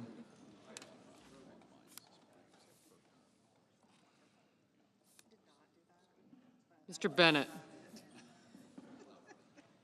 Mrs. Blackburn. Mr. Blumenthal. Ms. Blunt-Rochester. Mr. Booker. Mr. Bozeman. Mrs. Britt. Thank you. Mr. Budd. Okay, thanks. Ms. Cantwell. Mrs. Capito, Mr. Cassidy, Ms. Collins,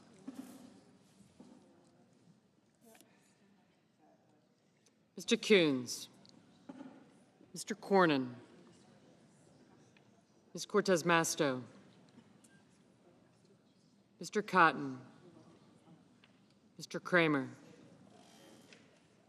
Mr. Crapo, Mr. Cruz, Mr. Curtis, Mr. Daines, Ms. Duckworth, Mr. Durbin, Ms. Ernst, Mr. Fetterman, Mrs. Fisher, Mr. Gallego, Mrs. Gillibrand, Mr. Graham, Mr. Grassley, Mr. Haggerty, Ms. Hassan, Mr. Hawley, Mr. Heinrich,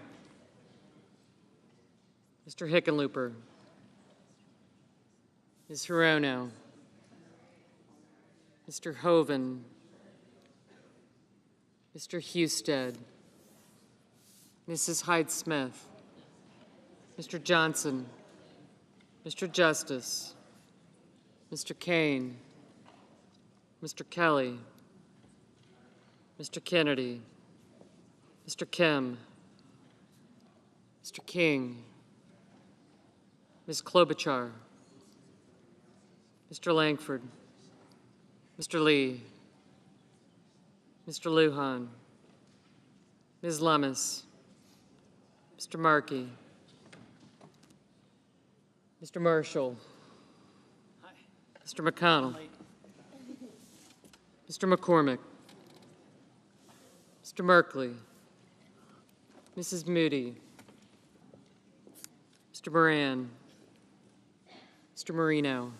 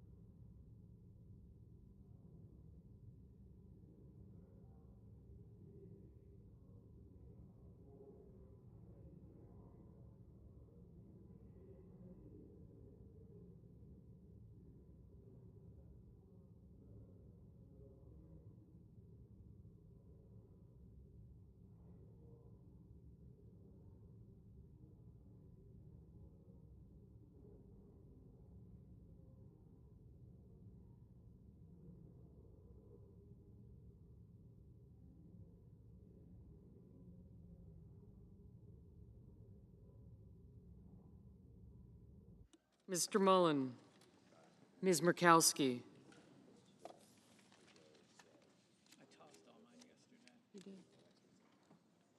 Mr. Murphy, Mrs. Murray,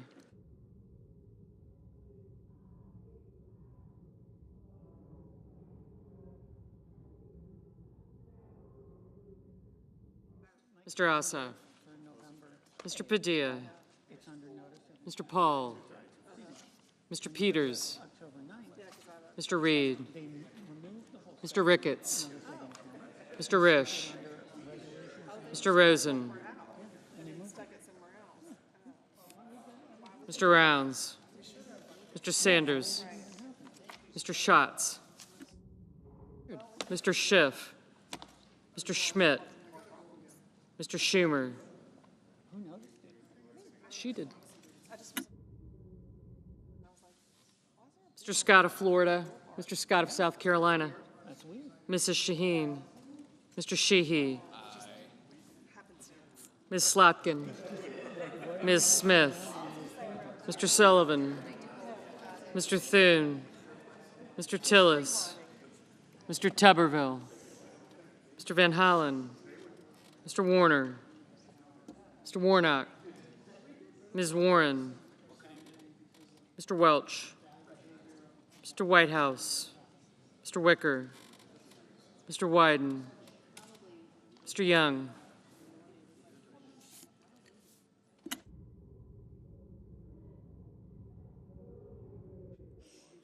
Senators voting in the affirmative: Barrasso, Hyde-Smith, Kennedy, Moody, Marino, Sheehy, and Wicker.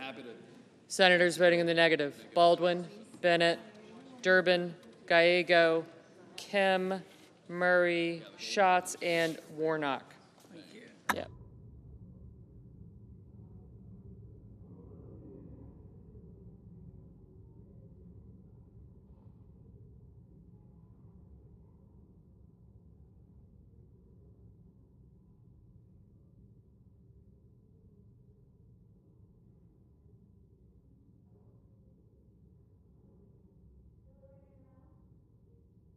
Mrs. Gillibrand.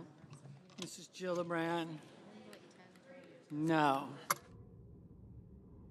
Mr. Cotton. Mr. Cotton, aye.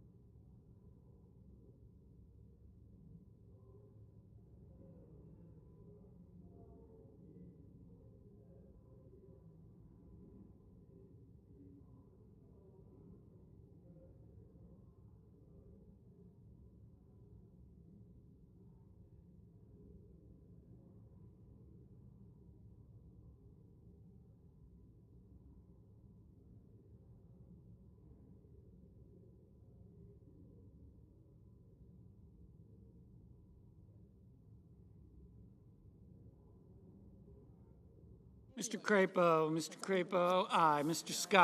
Scott of Florida, aye. Yeah, exactly. Their spouses hung out together. They lived in similar neighborhoods. Mr. Kelly, no. You are to Washington. Mr. Grassley, aye.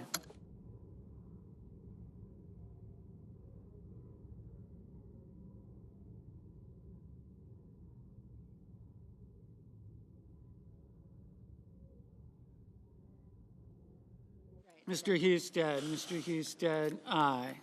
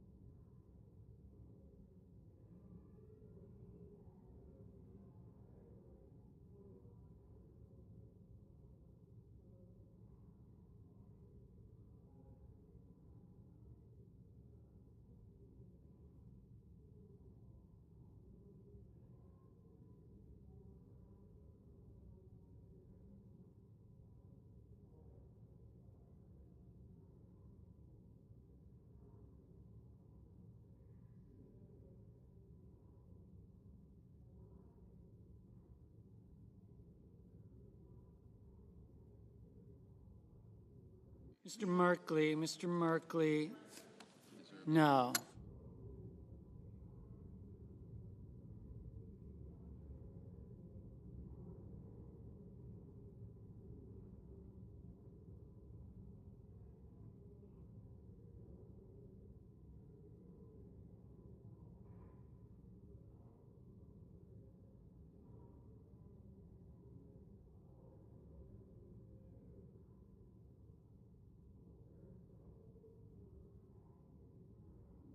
Ms. Smith, Ms. Smith. No. Mrs. Shaheen, Mrs. Shaheen. No. Ms. Hassan, Ms. Hassan. No.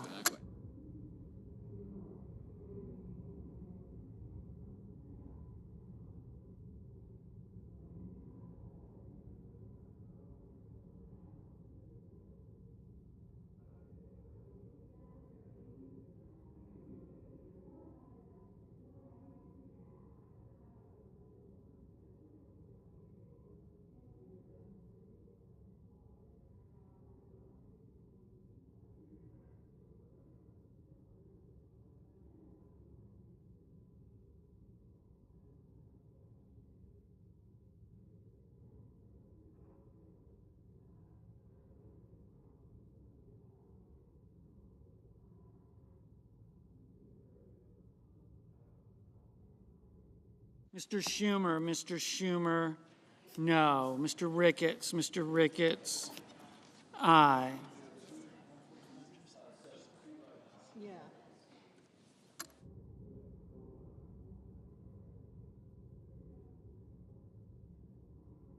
Mr. Padilla, Mr. Padilla. No. Mr. Hickenlooper. Mr. Hickenlooper, no. Ms. Lummis, Ms. Lummis, aye. Mr. Whitehouse, Mr. Whitehouse, no.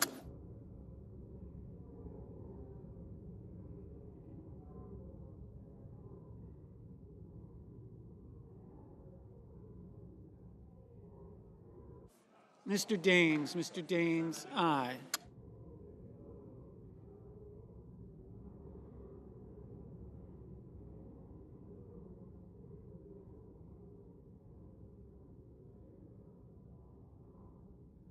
Mr.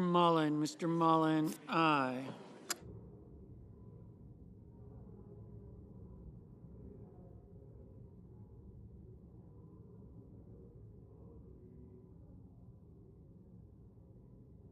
Mr. Cornyn, aye.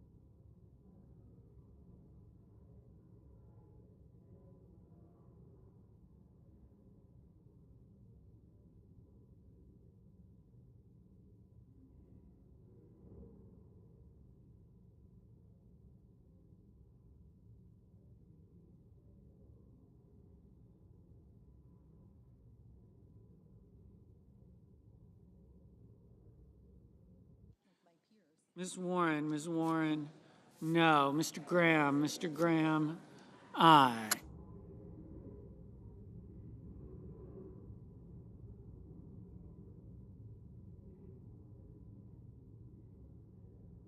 Mr. Peters, no.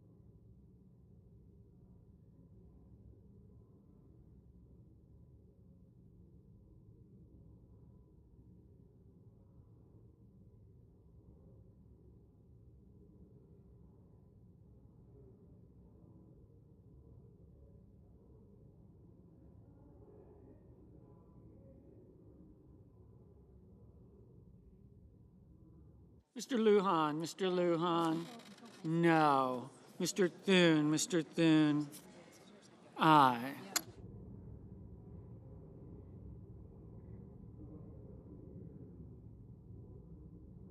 Mr. Risch, aye.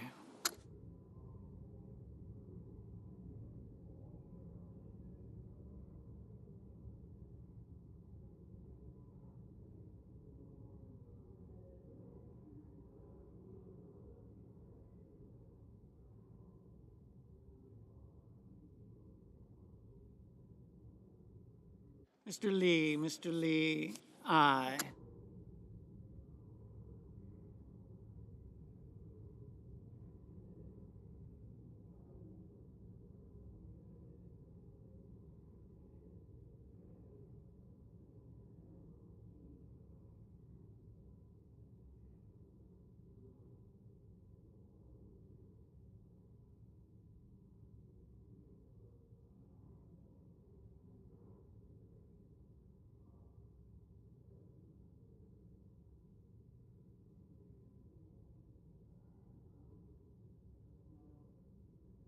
Mr. Wyden, no.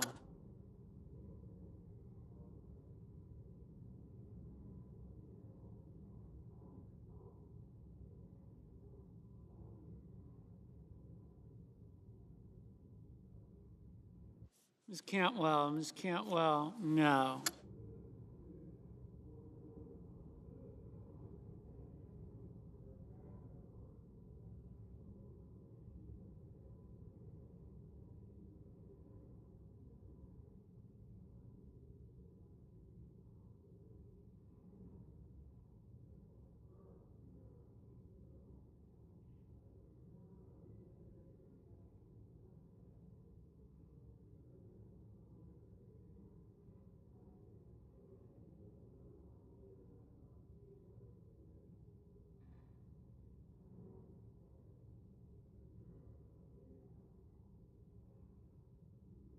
Ms. Collins, aye.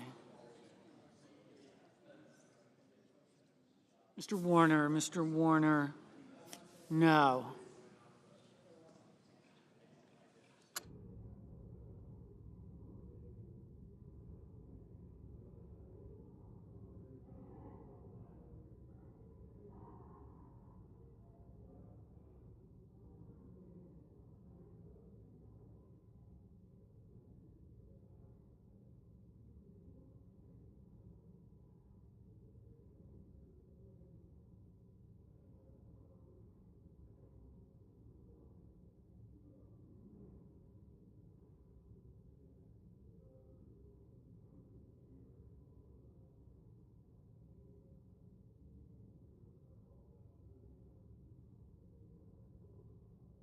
Mrs. Capito, aye. Mr. Paul, no.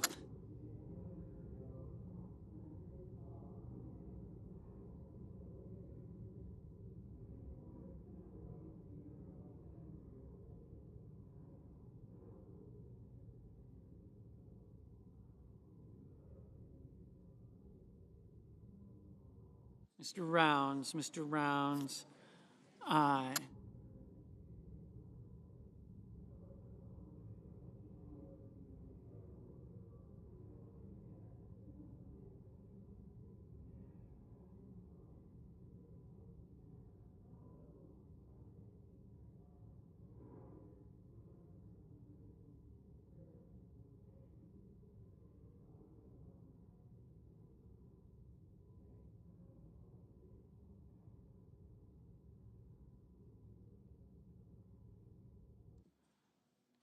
Mr.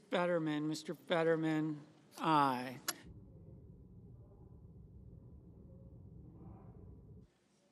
Mr. Langford, aye.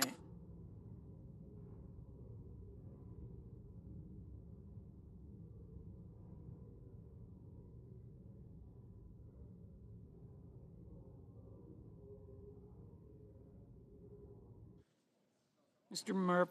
Murphy, no.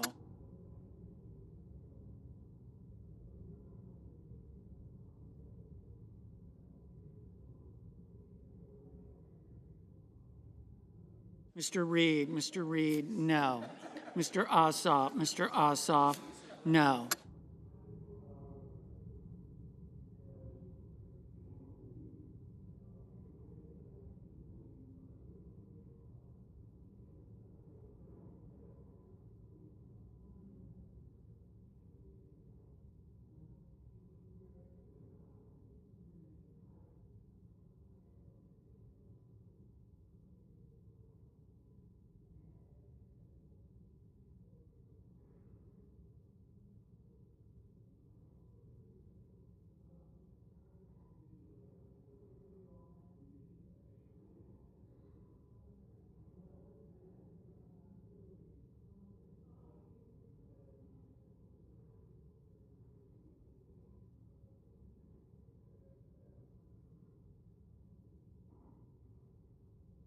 Mr. Curtis, aye.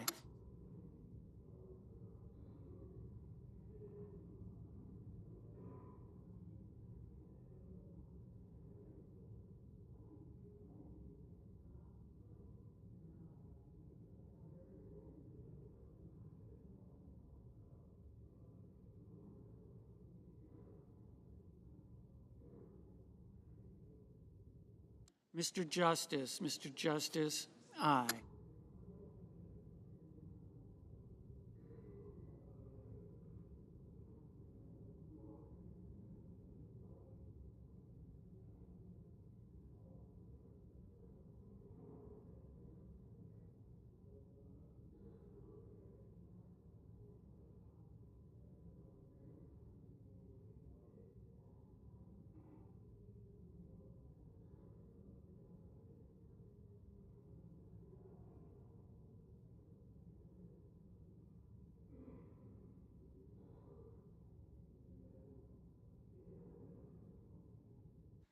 Mr. Schmidt, aye.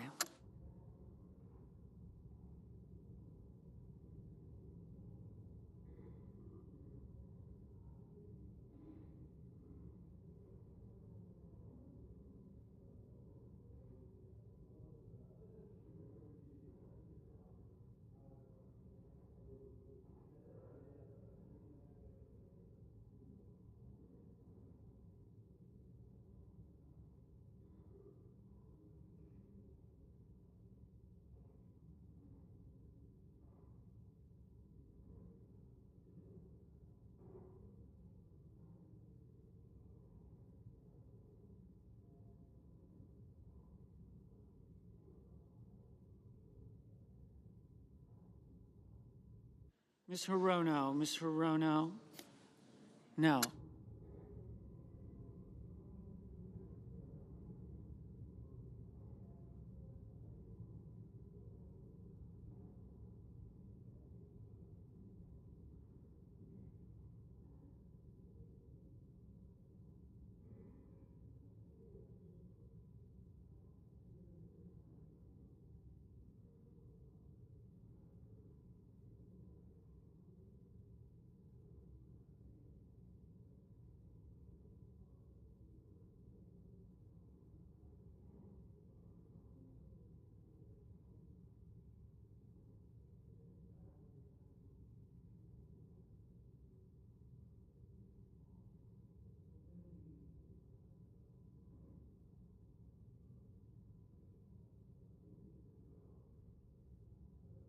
Mr. Kramer, aye.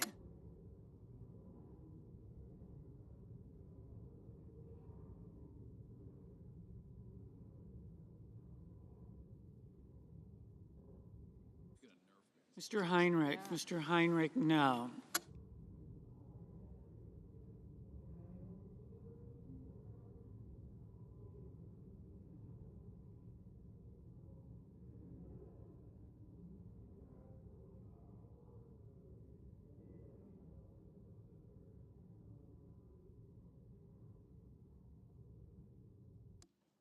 Ms. Ernst, aye. Mr. Marshall, aye. Johnny.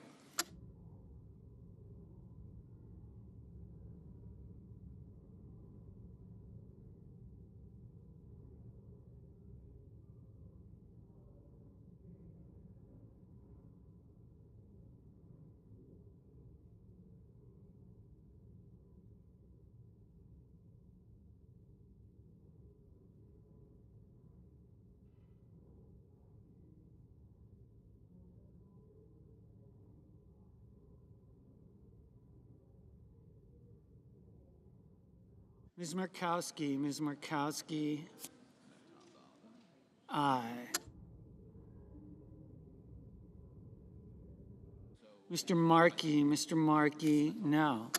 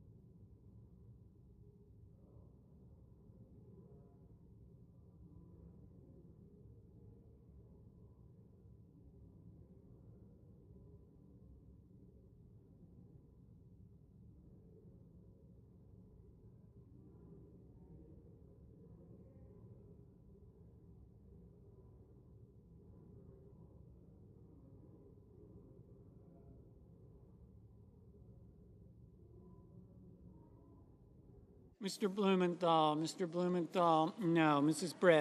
Brett, aye.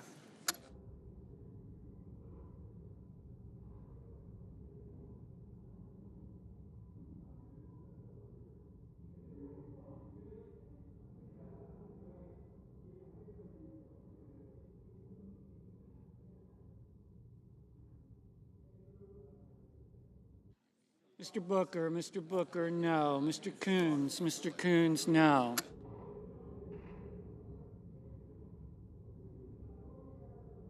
Mr. Budd, aye.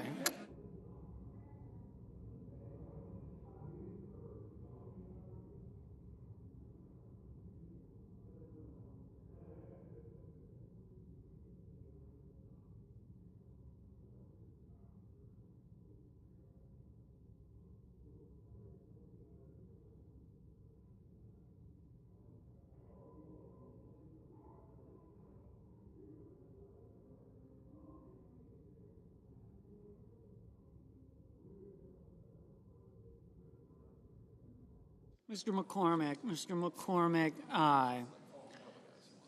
Mr. Sullivan, aye.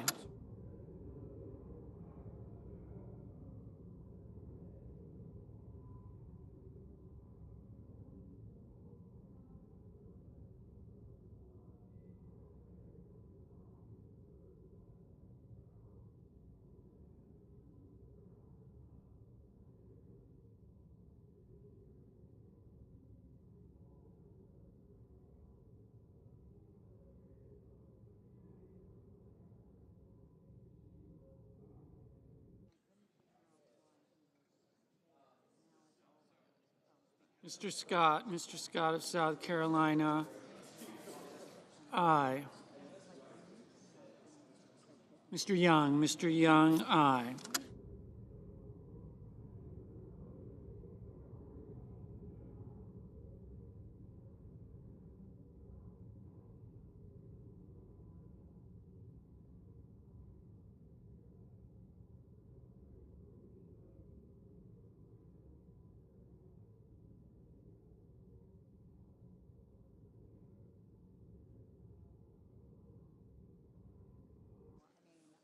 Mr. Johnson,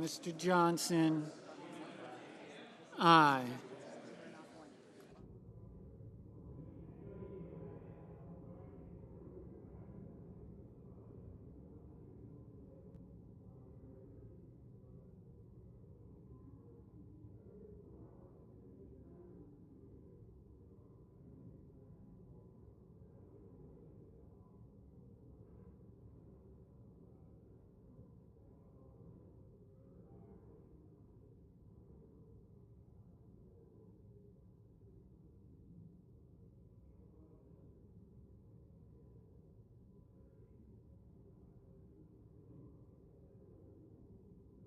Ms. Blunt Rochester, no.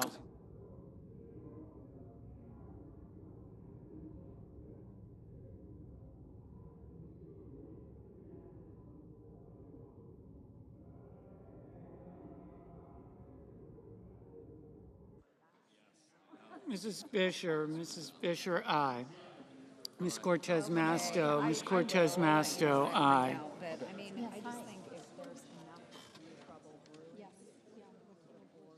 Mr. Haggerty, aye. All right, thanks, Tim.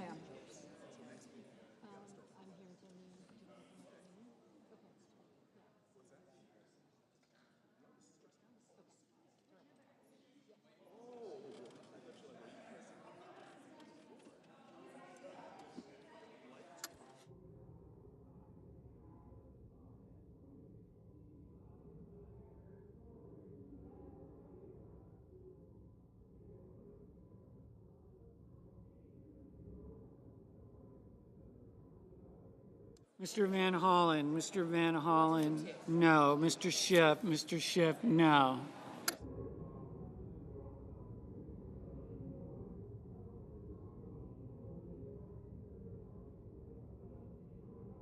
Mr. Banks, aye.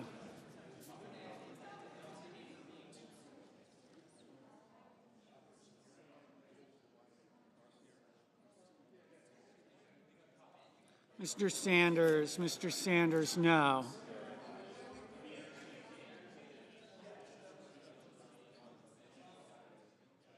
Ms. Klobuchar, no.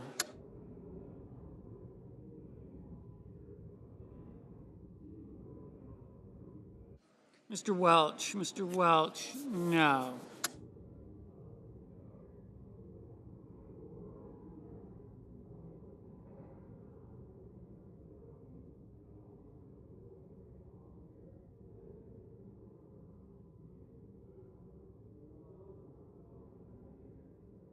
Mr. McConnell, aye. Mr. King, aye. Mr. Hoven, aye.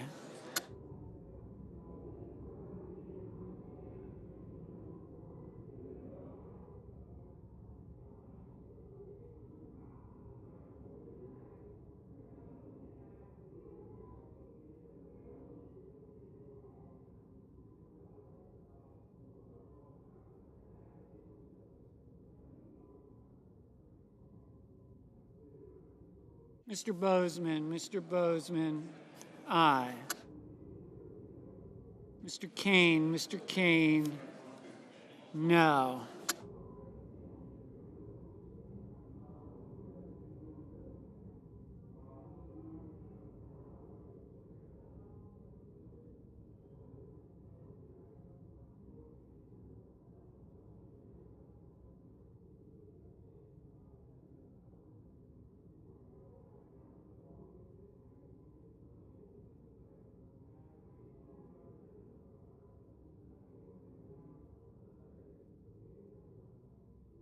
Ms. Rosen,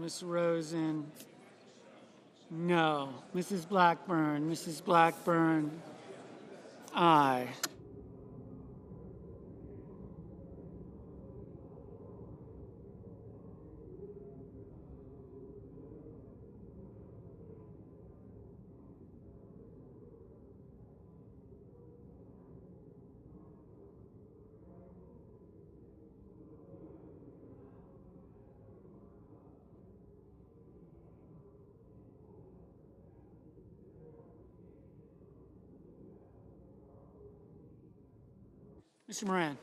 Mr. Moran,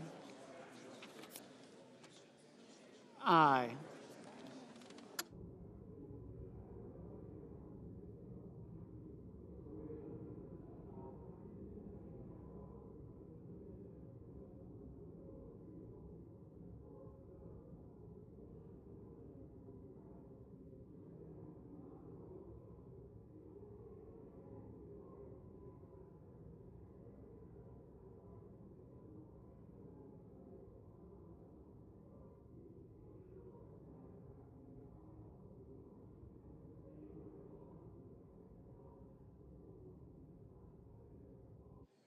Ms. Slotkin,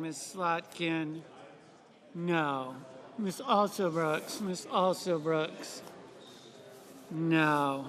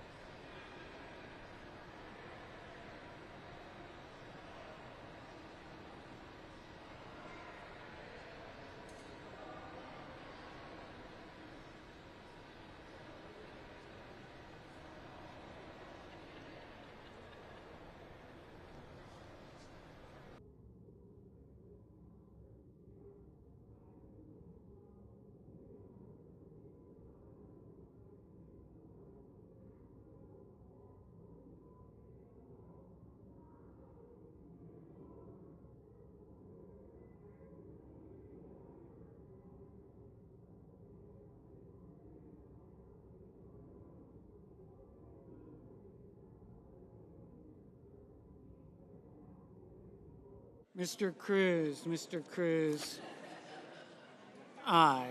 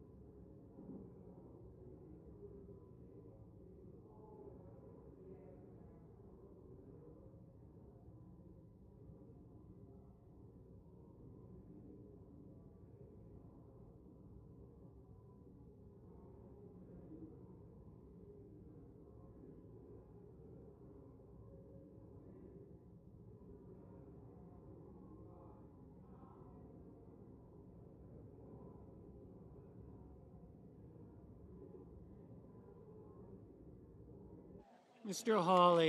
Hawley. Aye.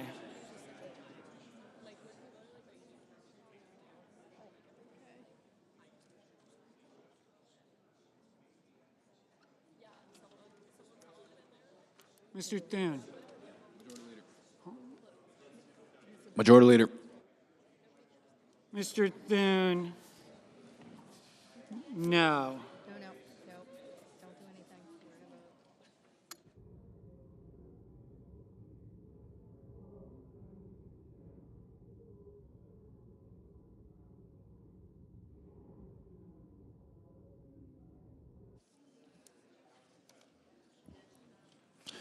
On this vote, the yeas are 51, the nays are 45. 3/5 of the senators duly chosen and sworn not having voted in the affirmative. The motion is not agreed to. Mr. President, Majority Leader. I enter a motion to reconsider. Motion is entered. The clerk will report the motion to invoke cloture. Cloture motion. We, the undersigned senators, in accordance with provisions of Rule 22 of the Standing Rules of the Senate, do hereby move to bring to a close debate on the nomination of Harold D. Moody III of Alabama to be United States District Judge for the Northern District of Alabama, signed by 17 senators.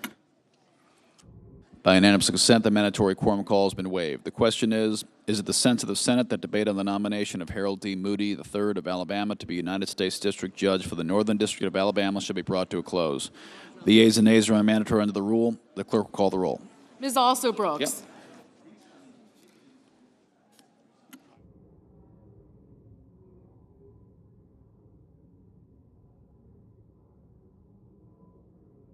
Ms. Baldwin.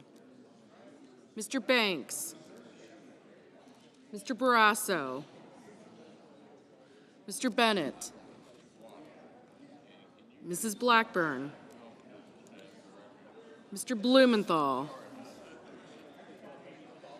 Ms. Blunt-Rochester.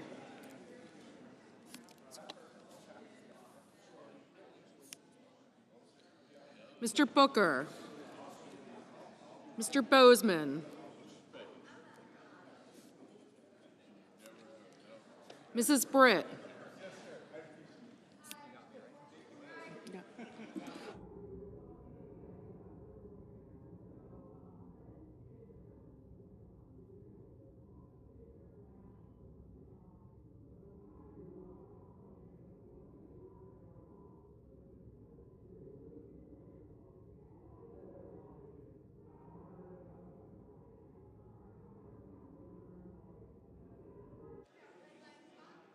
Mr. Budd. Ms. Cantwell. Mrs. Capito. Mr. Cassidy. Ms. Collins.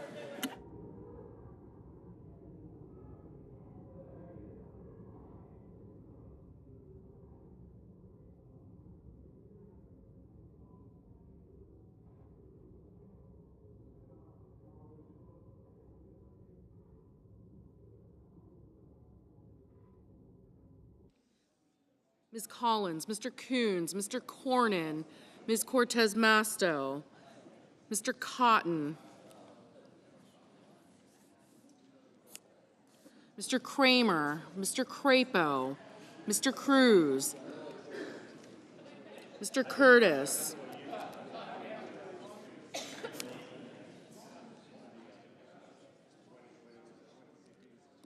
Mr. Daines, Ms. Duckworth, Mr. Durbin, Ms. Ernst,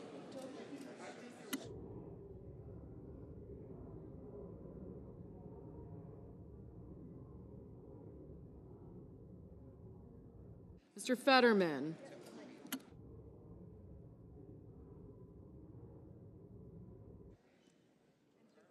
Mrs. Fisher, Mr. Gallego, Mrs. Gillibrand, Mr. Graham, Mr. Grassley,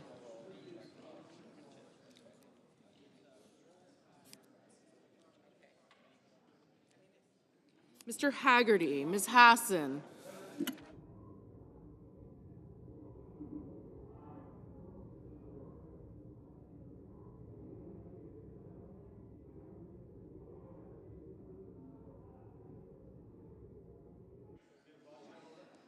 Ms. Hassan, Mr. Hawley,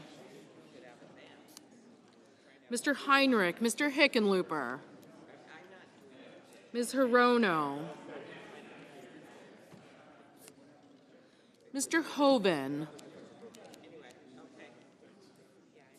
Mr. Husted,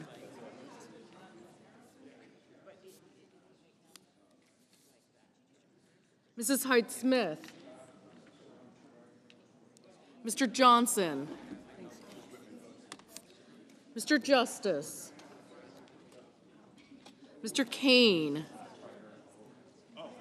Mr. Kelly, Mr. Kennedy, Mr. Kim,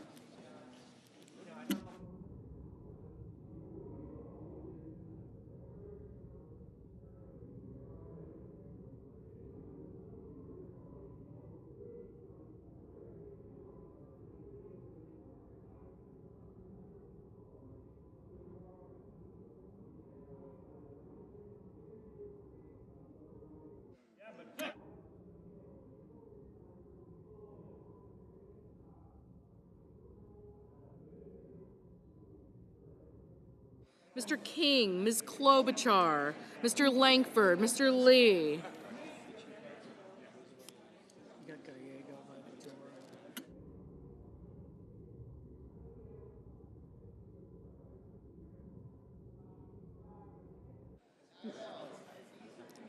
Mr. Lujan.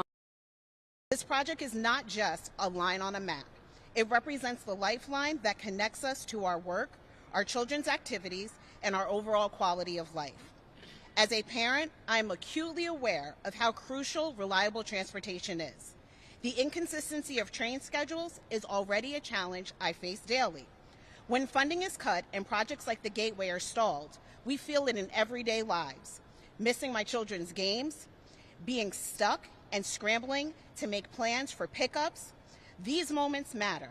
They aren't just simple events. They shape our family bonds and create lasting memories. When schedules are disrupted, it doesn't just affect me. It affects my entire family. From a professional standpoint, my hybrid work schedule requires me to be in the office consistently on certain days. Each time I wait for a delayed or overcrowded train, I'm reminded of the broader implications. Missing key work days or being late can mean lost opportunities, diminished productivity, and increased stress. In a world where so many of us are striving for balance between work and home life, any disruption in transportation can throw that balance off completely. But beyond my personal struggles, these funding interruptions impact the broader commuter community. We are a collective community that relies on timely, reliable transportation for our livelihoods and daily routines. A systematic approach to improving our infrastructure is crucial. We live our lives by the clock, and each moment counts. That is why we need leaders who not only understand these challenges, but fight to fix them. Leaders like Mikey Sherrill, who will be tirelessly advocating for working families and the infrastructure that keeps New Jersey moving forward. I'm proud to support her as our next governor because I know she'll make projects like the Gateway and the people who depend on them a top priority. Thank you for your time, and now it is my honor to introduce LIUNA's Vice President and Eastern Regional Manager, Mike Hellstrom. Hello, everybody. I'm Mike Hellstrom, International Vice President, Eastern Regional Manager of the Labor's International Union North America, representing 25,000 union construction workers here in the state of New Jersey. I'm also a Vice President of the New Jersey Building and Construction Trades organization here in the state of New Jersey. And look, with all the chaos that's coming out of Washington, D.C., as you see right now, as we're fighting back what we like to call a lockout. You know, they can call it a shutdown, but this is no different than a lockout.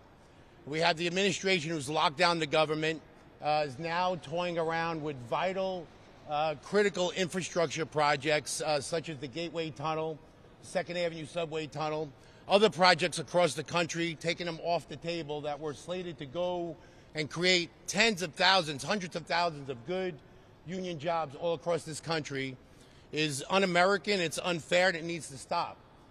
We need a leader here in the state of New Jersey that's been fighting tirelessly on behalf of the funding, you know, and she earns the title, really, of the Obsession Gateway Tunnel Congresswoman because she fought relentlessly to make sure that this project would be fully funded. And it is fully funded. It doesn't need another drop of funding. It has all of the funding that it needs in order to proceed and move forward. Currently, right now, there are about 500 union building trades workers working on both sides of the river, getting this project ready to go.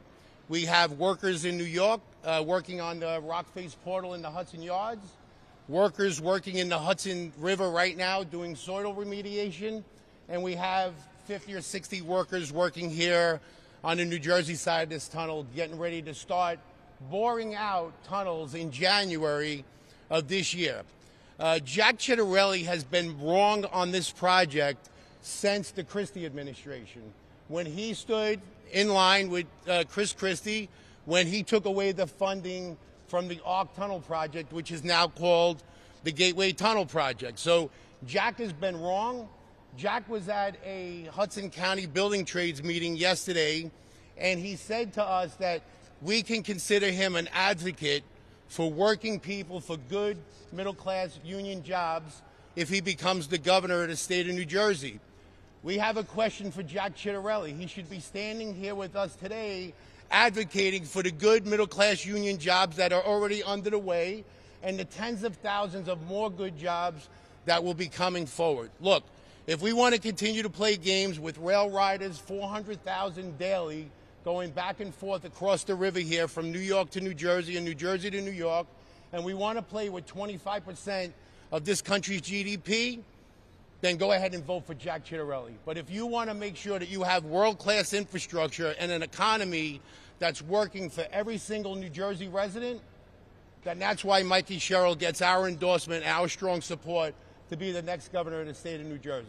Thank you very much.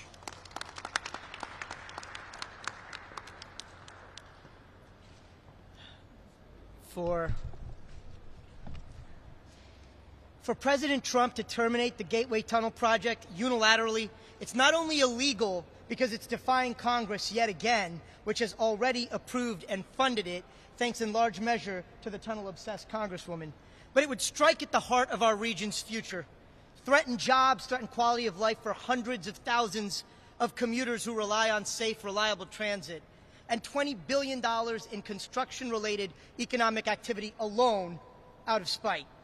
Weaponizing the Justice Department, carrying out vengeance against a free press, and now weaponizing DOT contracts and carrying out vengeance by threatening our infrastructure.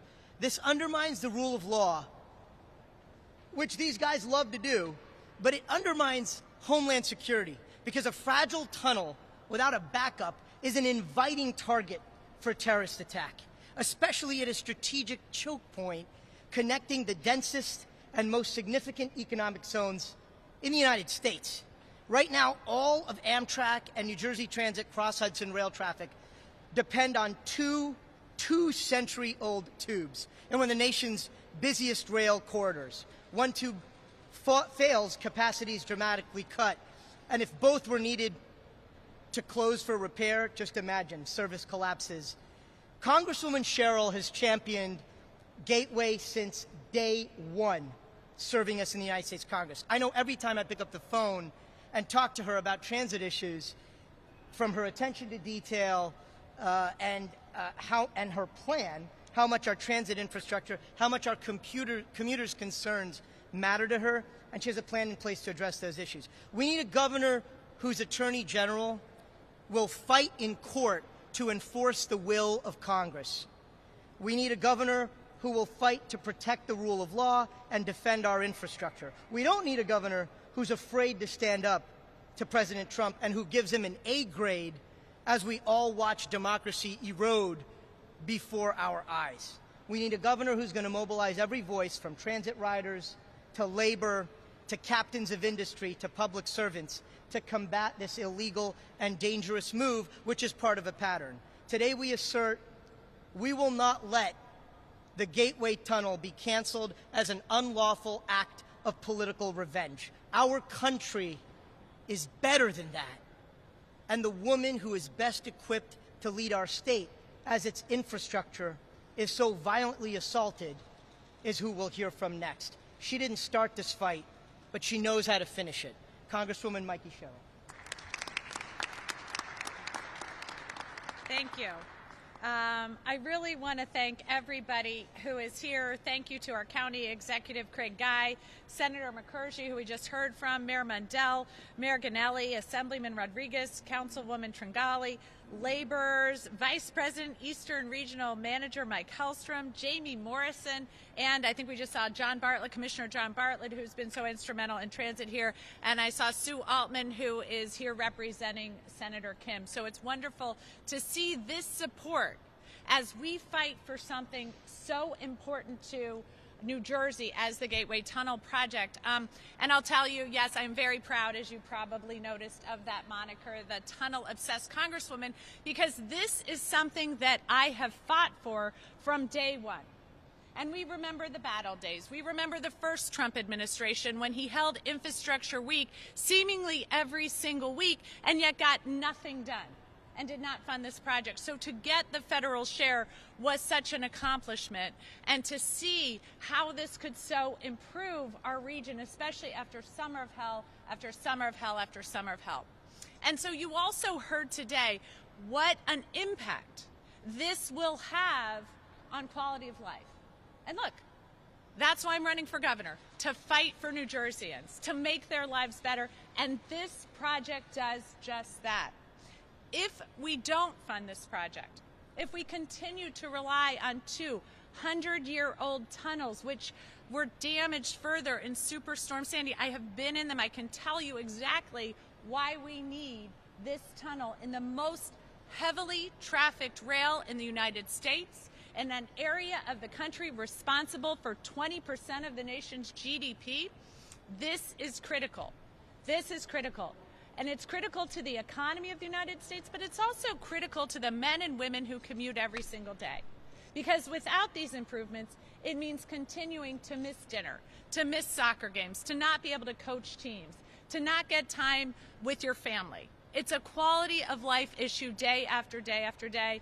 And really what I remember when my kids were young, most anxiety inducing, it means not getting home in time to pick your kid up from daycare and trying to figure out who can do that as you're madly trying to get home. So this is a huge quality of life issue, which is the main reason I fight so hard for it. So look, this tunnel project can be responsible for almost 100,000 jobs in the region.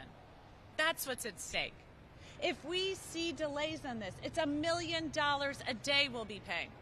And then, should the president illegally be able to stop funding until we can claw it back, then that is going to raise prices because his tariffs are raising costs on everything. And so once we get shovels back in the ground after any delay, the price will only go up. So that's why we're here today, to remind people of how important this is, to push back against this idea that we should in any way freeze it or that the president has the power to terminate it. And I think it's also worth noting that my opponent has given this president an A. That was after he said he was freezing the funds. He has said this isn't a New Jersey problem. Well, I'm sure the almost 200,000 New Jerseyans a day who take this tunnel would disagree with that assessment. He says he doesn't hear anything about it. Well, that's willful ignorance, because I can tell you we are all talking about it because this is a huge economic impact and a quality of life impact. So the choice is clear. I'm fighting for the people of New Jersey. He's fighting to excuse Trump. It's unacceptable, and that's why I will continue this fight to make sure I always focus on the people of New Jersey, making their lives better and making our economy stronger. So thank you. With that, I'll turn it over to questions.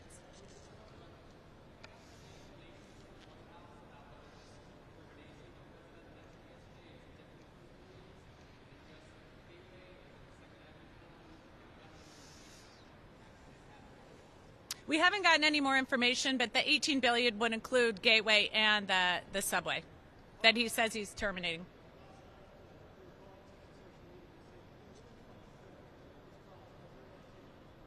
So, I mean, that's rich, right? Because here's somebody who's tried to excuse it at every turn, not till I've held him accountable and his back's basically to the wall that he gives this kind of milquetoast, oh, yeah, I'll fight for it. In what way? In what way is he going to fight for it? He's not here today. He's not pledging it in front of the trade union. So I find it really interesting that the only time he fights for the people of New Jersey is when his back's to the wall and I hold him accountable.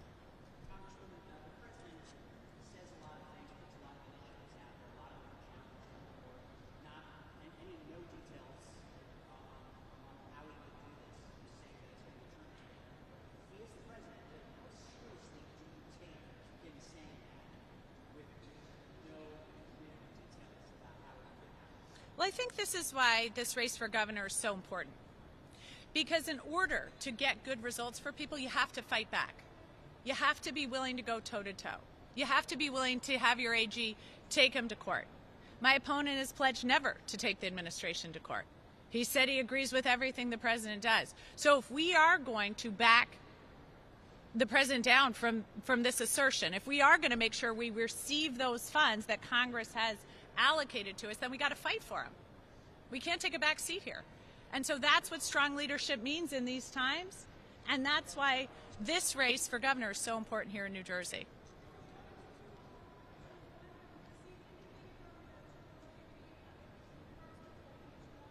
No, I have not.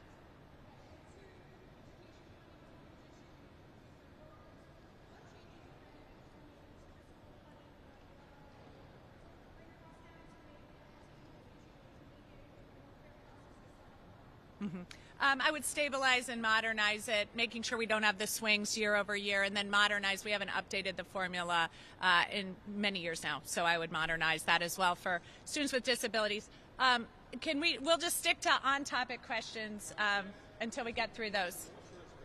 Okay.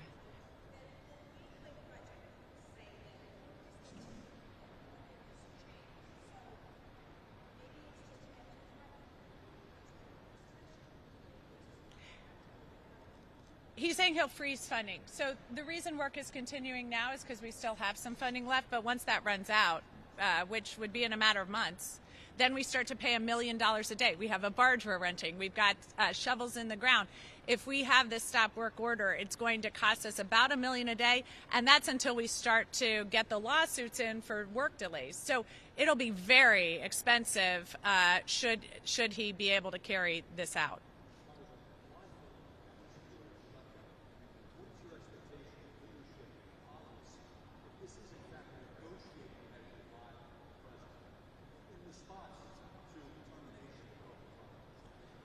You know, I don't think a negotiating posture can be illegally taking money that Congress has appropriated. So shutdown or not, Congress needs to fight tooth and nail because this is an area where they have acted and they should not give away power like this.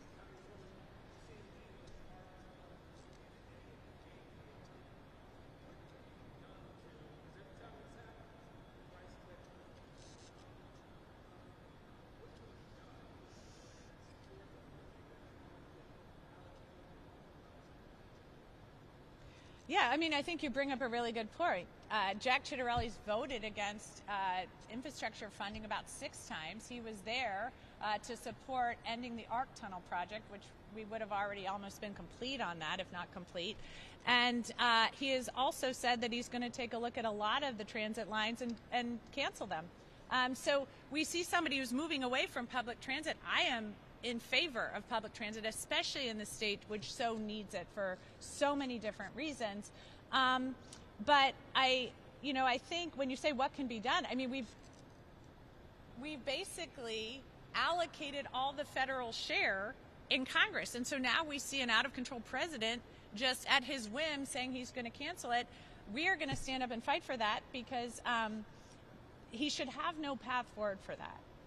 And this is what we're fighting for in this country right now, is to make sure that we have a president who has to follow the law. When Congress acts as a branch of government and allocates this money, that should be the end of it. So we'll fight to get that money back. Is there anything you can do right now as a candidate, or should the Murphy administration be doing right now? Go into court, for instance? As you've heard, he's made these bold statements. We need to see the actions, and then I think we should immediately be in court to counter them. And I think that's why we're here today, because to back the administration away from this, I think there has to be an outcry so that people realize it's not going to go unnoticed. I think it's going to lose Jack the election, and I hope that says something about how this state is going to move forward and the demands we're going to make for this money. This might be a question for Mike Castro. When does the money run out? You said several months. Like, you've got workers on both sides of the river. When will? I've heard 3 or 4 months. Yeah, I mean, we've heard that Gateway Development Corporation probably has about 45 days of funding on hand right now. But if they don't continue to get those reimbursements as they are scheduled to get, they'll run out of funding. And the minute they run out of funding, it puts this project in peril. And look, contracts have been signed already. And when in the construction business, when you're signing contractors with big general contractors who've put a lot on the line from their own bonding capacity and the like, and have really mobilized to start to do these projects, you're putting a lot at risk. We know we're putting at risk with the tunnel, but you're also putting massive long-term business ventures at risk as well.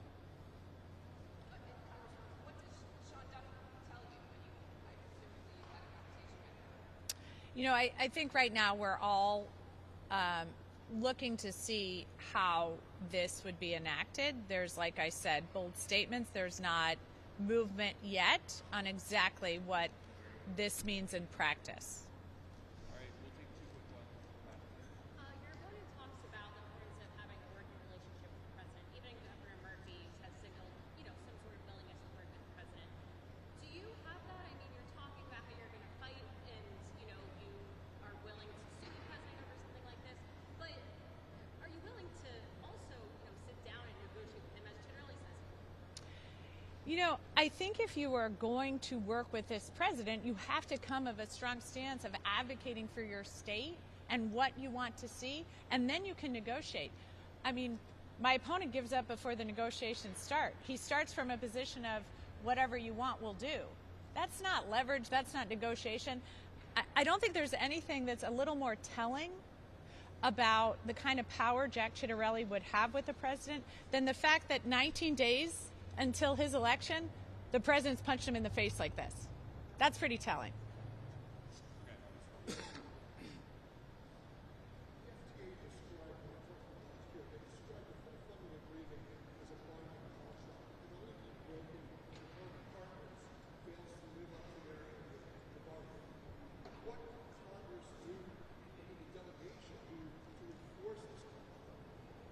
Well, I think we're probably going to need the courts to enforce the contract.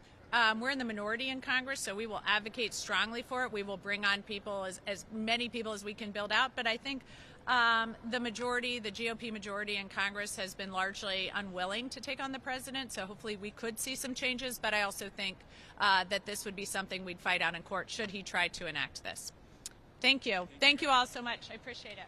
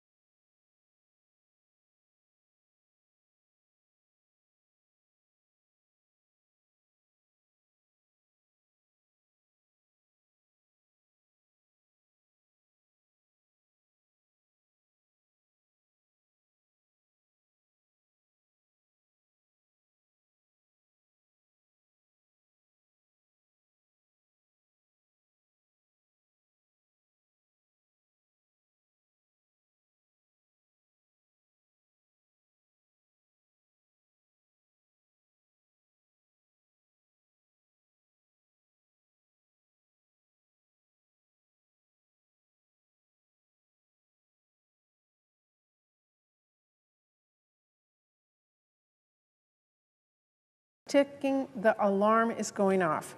We need to act now before these premium hikes become unavoidable. Democrats are at the table. We always have been at the table. We're ready to work out a deal that reopens the government and addresses the health care crisis. Thank you, Mr. President. I yield the floor.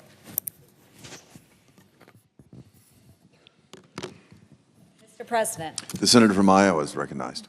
Mr. President, it's day 16 of the Schumer shutdown.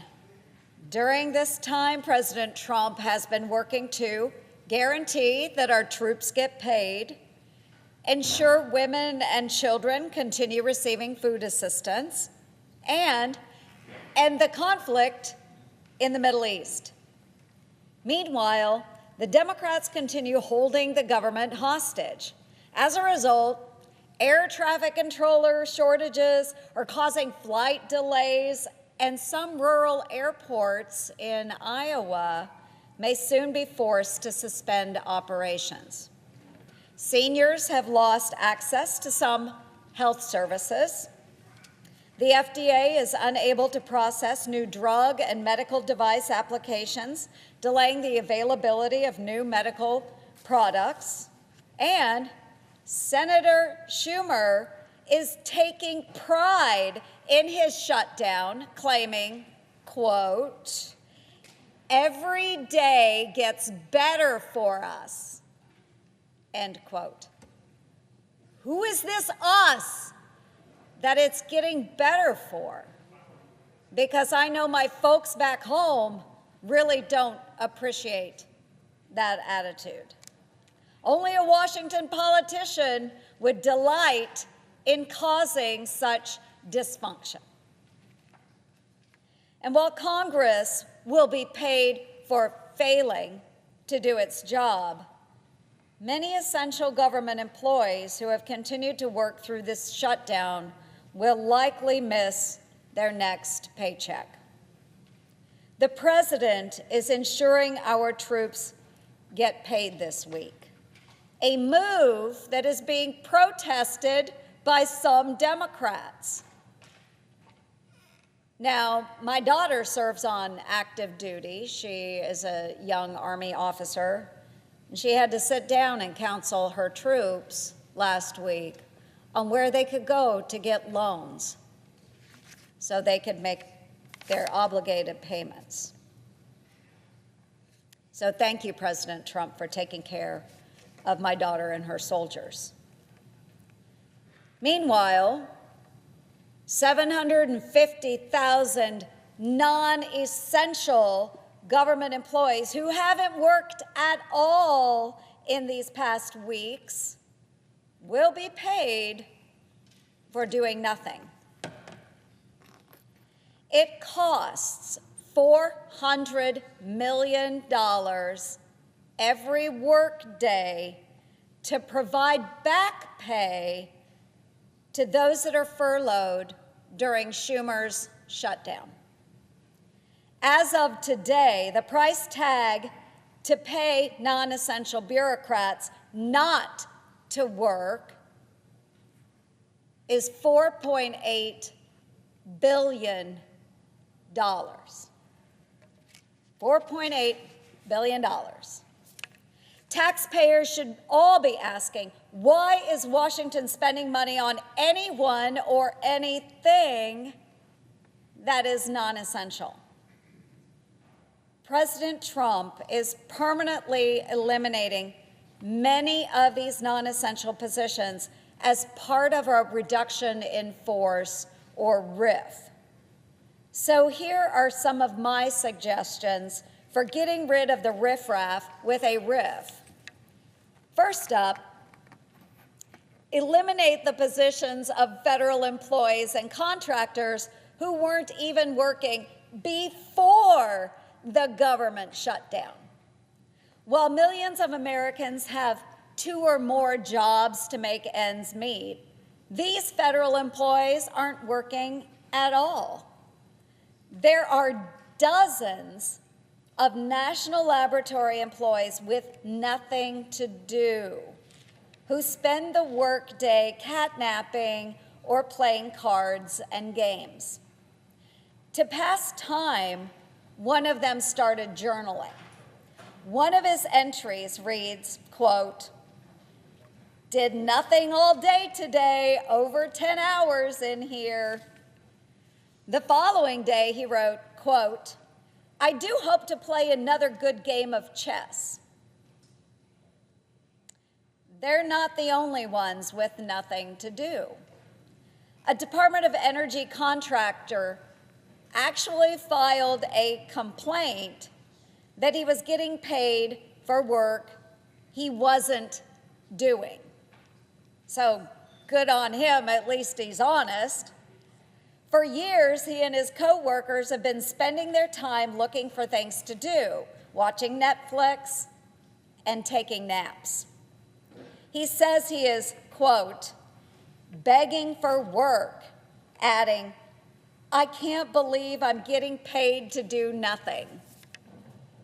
If federal employees can't even justify their own salary, how can anyone else? I've also uncovered bureaucrats who are holding several different government jobs simultaneously, but aren't doing any of them. For example, a full-time HUD employee was being paid for 2 other full-time, got this, folks? Okay, she was being paid for 2 other full-time government contractor jobs. So that's 3 full-time jobs in total. She frequently billed taxpayers for working more than 24 hours in a single day. Gosh, if I could find more than 24 hours in a day, that would be pretty extraordinary. But this woman was paid $225,000 for hours she never worked in nearly 3 years. 3 full-time jobs, people, not working any of them. This isn't an isolated case either. I've introduced my Double Dippers Act to cross-check paychecks and payrolls to identify and stop bureaucrats from double billing taxpayers for work they're not even doing. Okay, don't laugh. This is true here. There are plenty of other non-essential jobs that can be eliminated immediately, beginning with the multitude of gimmicky government mascots. I'm not talking about Smokey the Bear, okay, not talking about Smokey the Bear, but rather the other costume characters you've probably never even heard of, like the National Park Service's Lupe the Ringtail, who is so frightening that Lupe makes children cry. Owlie Skywarn. Oh, I'm sure you've all heard of Owlie Skywarn with the National Weather Service. Another Park Service mascot, Riley the Roadrunner. Puddles the Blue Goose with U.S. Fish and Wildlife Service. And everybody's favorite, Franklin the Fair Market Fox from HUD. I say let's furlough these fur balls forever.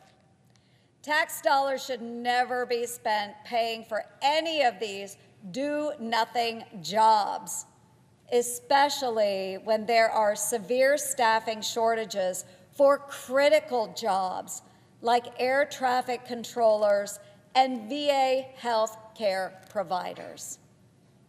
The folks who are working these important jobs are too often overworked, understaffed, and underappreciated.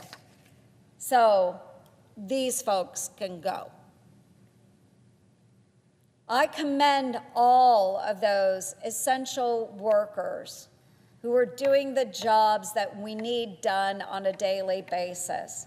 They continue to answer the call of duty during the Schumer shutdown without knowing when they may receive their next paycheck. Thank you for putting your country first, and on behalf of my fellow Iowans, I also would like to extend from them a very hearty thank you. And to those who have been collecting paychecks without even working, even before this shutdown began, all I can really say is thanks for nothing. And with that, Mr. President, I yield the floor.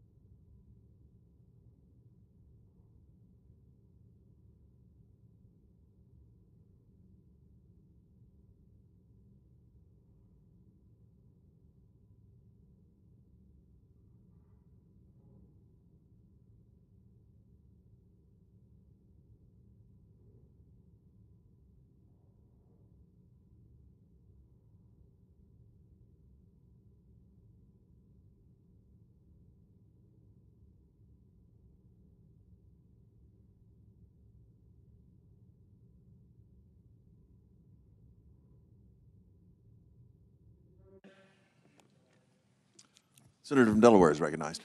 Mr. President, are we in a quorum call? We're not. Mr. President, I rise today to address the moment that we are in here in the United States Senate. We are about to proceed to a vote on a motion that the majority leader has laid on the floor. And I am the senior Democrat on the subcommittee of Appropriations that writes the bill that funds our national defense. I've worked well and closely with Senator McConnell in this undertaking this year, and I'm about to vote no on proceeding to take up the House defense bill, which may surprise some of my colleagues from both parties or my constituents or folks wondering what the heck is going on here. So I wanted to take a few minutes and speak to this moment, my vote, and hopefully our path forward. Americans care deeply about security, about the security that comes from knowing that you and your family won't suddenly be bankrupted by unexpected health care costs, the loss of health insurance, and the security that comes from knowing that millions of highly skilled, trained, and dedicated American men and women are on the line around the world, shoulder to shoulder with our allies, defending America's security and that of the world. And we need a path towards addressing both. The federal government is currently shut down because we can't come to an agreement here in the Senate with the President, with the House, to deal with the expiring Affordable Care Act tax credits that make it affordable. Letters are about to go out in my home state of Delaware that'll tell folks who get their health insurance through the Affordable Care Act, their rates are going to go up dramatically, in many cases more than 100% because of expiring tax credits. Well, what's that got to do with national defense? Bluntly, the process here in this Senate, the process with our president, the process of spending or not spending appropriated funds has destroyed a lot of the trust that is essential for the Senate as a body to work, for the Congress to legislate, for our federal government to reopen. In the last Congress, I was the chair of the subcommittee that wrote the appropriations bill. Roughly $32 billion went to USAID, an agency that no longer exists. Some of you may remember DOGE, an Elon Musk-led effort to get into and tear up, and in the case of USAID, tear apart our long-standing, decades-old U.S. foreign assistance program. It did a lot more damage than just that. But in many ways, the actions that began in January and picked up speed in the spring caused alarm and concern by many of us in the Senate that we have an OMB director and an administration willing to violate bipartisan agreements from the last Congress, commitments to spend money, contracts and agreements with partners and allies around the world and across many different areas. In fact, just yesterday, a federal district court judge in California ruled that the reductions in force, the layoffs, the RIFs announced by the administration during this current shutdown were illegal because they were targeted and partisan. So many things have happened this year, it's tough to keep track. But the combination of them has led to a reduction in trust between our two caucuses, trust that is essential to our having an understanding and agreement to move forward. Let me be clear about this year's appropriations process. It's positive. From when we started in March, April, to when we concluded on the committee in July and voted out 8 strong bipartisan bills, the Senate appropriations process for at least 8 of the bills, the biggest bills, was constructive, bipartisan. In fact, the bill that I worked on closely with Senator McConnell was voted out of the committee by 26-3. So too were other key bills that deal with housing, that deal with education, that deal with health care. They came out of the committee 26-3 and are ready for action on the floor of the Senate, yet we're not proceeding to them today. There's 4 bills remaining in committee unaddressed. The committee should focus on them, take them up, and work them through. There's 3 bills that have already passed the Senate and are all but done being conferenced with the House. What I have heard from my Republican colleagues is that Leader Thune is trying to move ahead with a process that would put the defense bill, the health and education bill, the housing and transportation bill, which we call labor HHS and THUD, very compelling names, I know. But he wants to put together a package of many of these bills. Well, if that's the intention, we needed communication between our leaders and our caucuses. We have had a positive and productive process in Senate appropriations this year. But the leader's motion to go to the House defense bill was not expected, was not discussed, was not clear to my caucus as to what happens next. So it is with some real regret that I will vote no today, but continue to talk with my colleagues about how do we move forward. I want to take a moment and just speak to the defense bill that we worked so hard on and that came out of the committee with such strong bipartisan support. It would provide a better quality of life to the men and women of the American military and their families. It would invest in total $852 billion in our national defense, expanding shipyards, expanding munition production, creating stockpiles of critical weapons that we know we need for the future, investing in cutting-edge technologies, and rejecting some of the Trump budget cuts to aid to Ukraine, to Taiwan, to our Baltic allies, making positive progress in key areas. Our work together on this bill has generally been a positive experience between senators and our staff. Our challenge was the department, was the secretary, and his budgeteers, who often appeared at hearings and meetings without their homework done, without the details ready, without a budget ready to go. Some of you may have forgotten this, but a principal focus of the administration and the majority here during this same time was the so-called Big Beautiful Bill, and trying to put $160 billion onto the Defense Department, not through regular order, not through the usual budget processes, but through this one-time infusion of cash. Senator McConnell and I historically haven't agreed on much, but we certainly agreed on this in hearings and speeches. If we're trying to invest in the future of our armed forces, whether it's new planes, new ships, new systems, or new technology, doing it with one-year money is unwise and unsound. We need to get back to regular order. We need to get back to a reliable and predictable appropriation process. And in order to do that, we need bipartisan agreement that rejects severe cuts, that restores funding for programs like the NIH and CDC, which is done in the bipartisan Labor H bill, the cuts to WIC and rural housing, which is done in the Ag bill, and we need to move these bills forward. The way we move these bills forward is by linking arms and making it clear. We reject rescissions. We want to appropriate beyond just defense. We want a broader package, and to have clarity from our President, the House, and the Senate about how we address the imminent health security crisis that confronts millions of Americans and for today and tomorrow keeps our government shut down. Americans, Mr. President, care about security. We care about security for our families from health care costs, and we care about security for our nation from the threats that are greater than at any time in my adult life. Let's find a path towards working together to address them. Thank you. And with that, I yield the floor.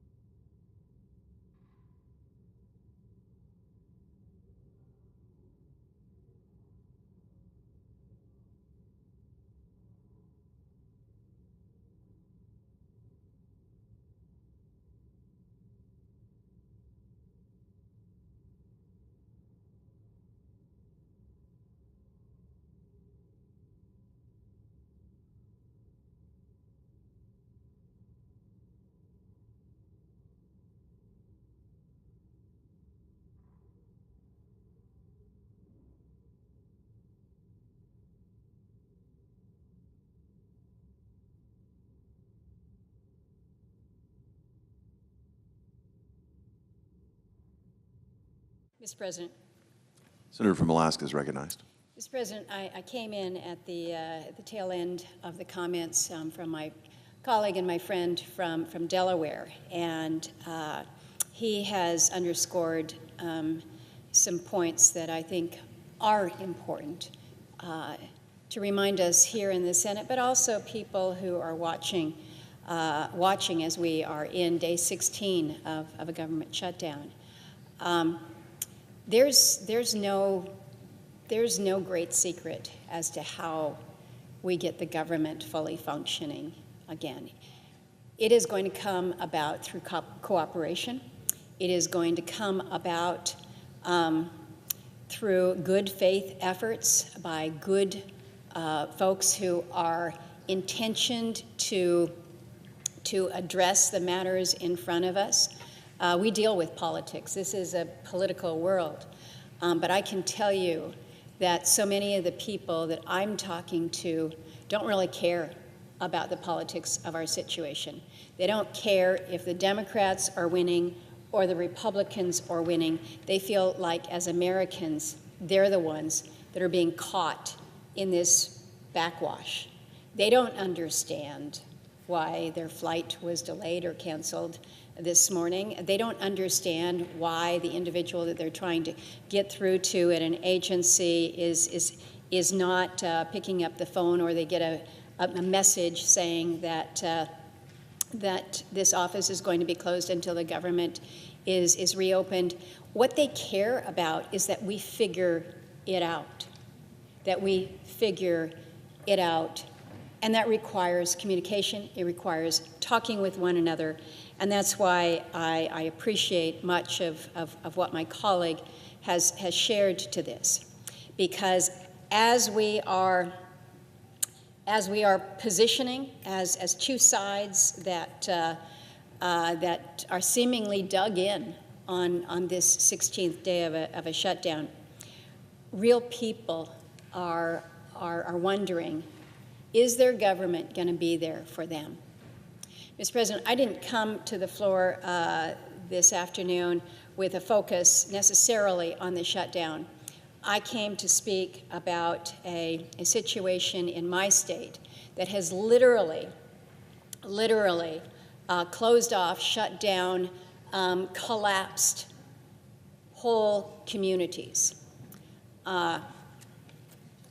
We had a storm, actually a series of storms, hit the west coast of Alaska just over the weekend. In this smaller inset here, you've got the state of Alaska, but this square panel is where the extent of the damage is. But this was a 1,000-mile storm going from the north up in Kotzebue all the way down into the Bristol Bay region, with the bulk of the damage on these small native communities that are focused on the coasts and up going into the Kuskokwim River. But it has been a disaster of major proportions. As we speak, we have communities that are being evacuated. And we understand when we talk about evacuation what that might mean. But people in these villages, in the villages of Kipnuk and Quigilangak, are being told that you are all, everyone from your village is being evacuated. And it doesn't mean that you go to a town that's a few miles down the road to get to safety. It means that you are airlifted 500 miles to Anchorage, or possibly closer to Bethel. But before I detail some of that, I think it's important to recognize that what we had happening over the weekend, while this massive storm, a storm that was bringing winds in excess of 100 miles an hour, flood surges that were pummeling the coast with inundation levels like we have never seen before. We read the stories of people who were trapped in their homes at night when the home was literally lifted off of its foundation and carried away in the current with families inside. One detail of a father and 4 children who woke his children up to say, we all need to go into one corner of the house in case the house tips. But to hear the fear, really the terror of being trapped in your own home as it is moving out into the ocean current. The U.S. Coast Guard, the Alaska National Guard were on deck, as they always are, saving lives. The U.S. Coast Guard rescued and saved 34 people. The Alaska Air Guard saved 8. The Alaska Air National Guard saved 9. Unfortunately, we did have one individual who is confirmed dead and 2 others that are believed and feared deceased as well, with 1 yet unaccounted for. But sharing the pictures of the extent of the damage, it's amazing that more did not lose their lives. This is a picture of the village of Kipnuk with the inundation. Here's the airport here, the airstrip, and the community literally entirely beneath the water. In this, you can see a little more clearly how the floodwaters have come throughout the entire village. Again, you see boats that are upended, roofs that are ripped off of homes. The destruction is just violent. A home that is drifting in the river water. This is in Kipnuk. This is a picture also in Kipnuk. Kipnuk is a community. Most of these communities many of the communities are what we call boardwalk communities. Boardwalk communities because we don't have roads. So you move about on small 4-wheelers. That's how you get to where you need to get, whether it's to school or otherwise. But literally everything in the community upended. Power poles snapped in half. So you can imagine the condition. There is no power. There is no water. There is no safe place. These individuals have been initially rescued to the schools where they were kept safe. But now what we are in the midst of is this massive evacuation project. More than 1,000 people, again from 11 communities, have now been displaced. You had a situation where in Kipnuk, this village, you have about 680 people that are evacuated into the small school. In Quigilangak, about 400 people took shelter at the local school for a couple days. And keep in mind, don't have running water, restroom facilities aren't functioning. So the efforts that we saw from our search and rescue efforts, from our Coast Guard, from the Guard, from those who have come to the aid now, everyone from the World Kitchen to Samaritan's Purse to Red Cross, those efforts have been considerable. And we're getting people to shelter and to safety now. This is a picture that was taken late yesterday evening. This is the inside of a C-130. And there's about 300 people from Kipnuk that have been put inside the C-130. They're all sitting on the floor there, and they're being evacuated to Anchorage, Alaska. Again, this is 400 miles away.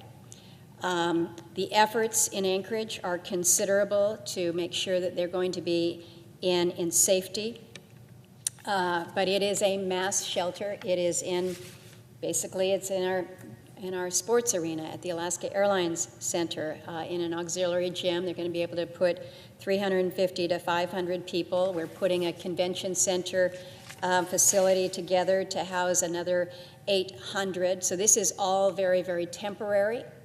But the reality is that for so many of these people, they will not have homes to go back to. About 120 of the homes in Kipnuk will not be, are not repairable. They're completely destroyed.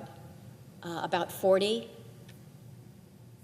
possible to repair. But again, this is the 16th of October. And conditions in this part of the state of Alaska right now, we're moving into winter. We're moving into winter. And so the idea that you can do construction in the wintertime, it doesn't happen. The last fuel barge to this region until next spring, until probably late May or June, the last fuel barge has come and gone. That means the ability to move supplies in and out and do any kind of construction, that's not happening. So for so many of these are going to be people who will be without a home. But I'm reminded that they are not homeless. They are not homeless. They are evacuees. And all they want is the ability to be safe somewhere for the moment. But looking forward, it's going to be hard. It's going to be very, very challenging to address the issues that they face in their community with the threats that they have. The storm that they had, we get storms every year. We get storms every year, but what we're seeing is an increasing frequency of lethal storms.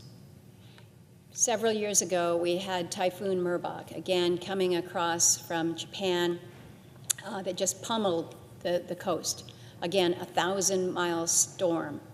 We're still recovering from Hurricane Merbok, or Typhoon Merbok. And then just last year, again, another series of disasters along this same coast. And then this weekend, Typhoon Halong, once again, coming across from Japan. So the reality is we're seeing more and more of these. And the reality is that these storms come in October, but it used to be that we would already have ice that was coming into these northern waters by then. And the ice was enough to slow things down, to cool the waters down. But when you don't have the ice in the water is warming. This was perhaps an unusual weather pattern that came, but combined with that warmer water, it just churns this typhoon up.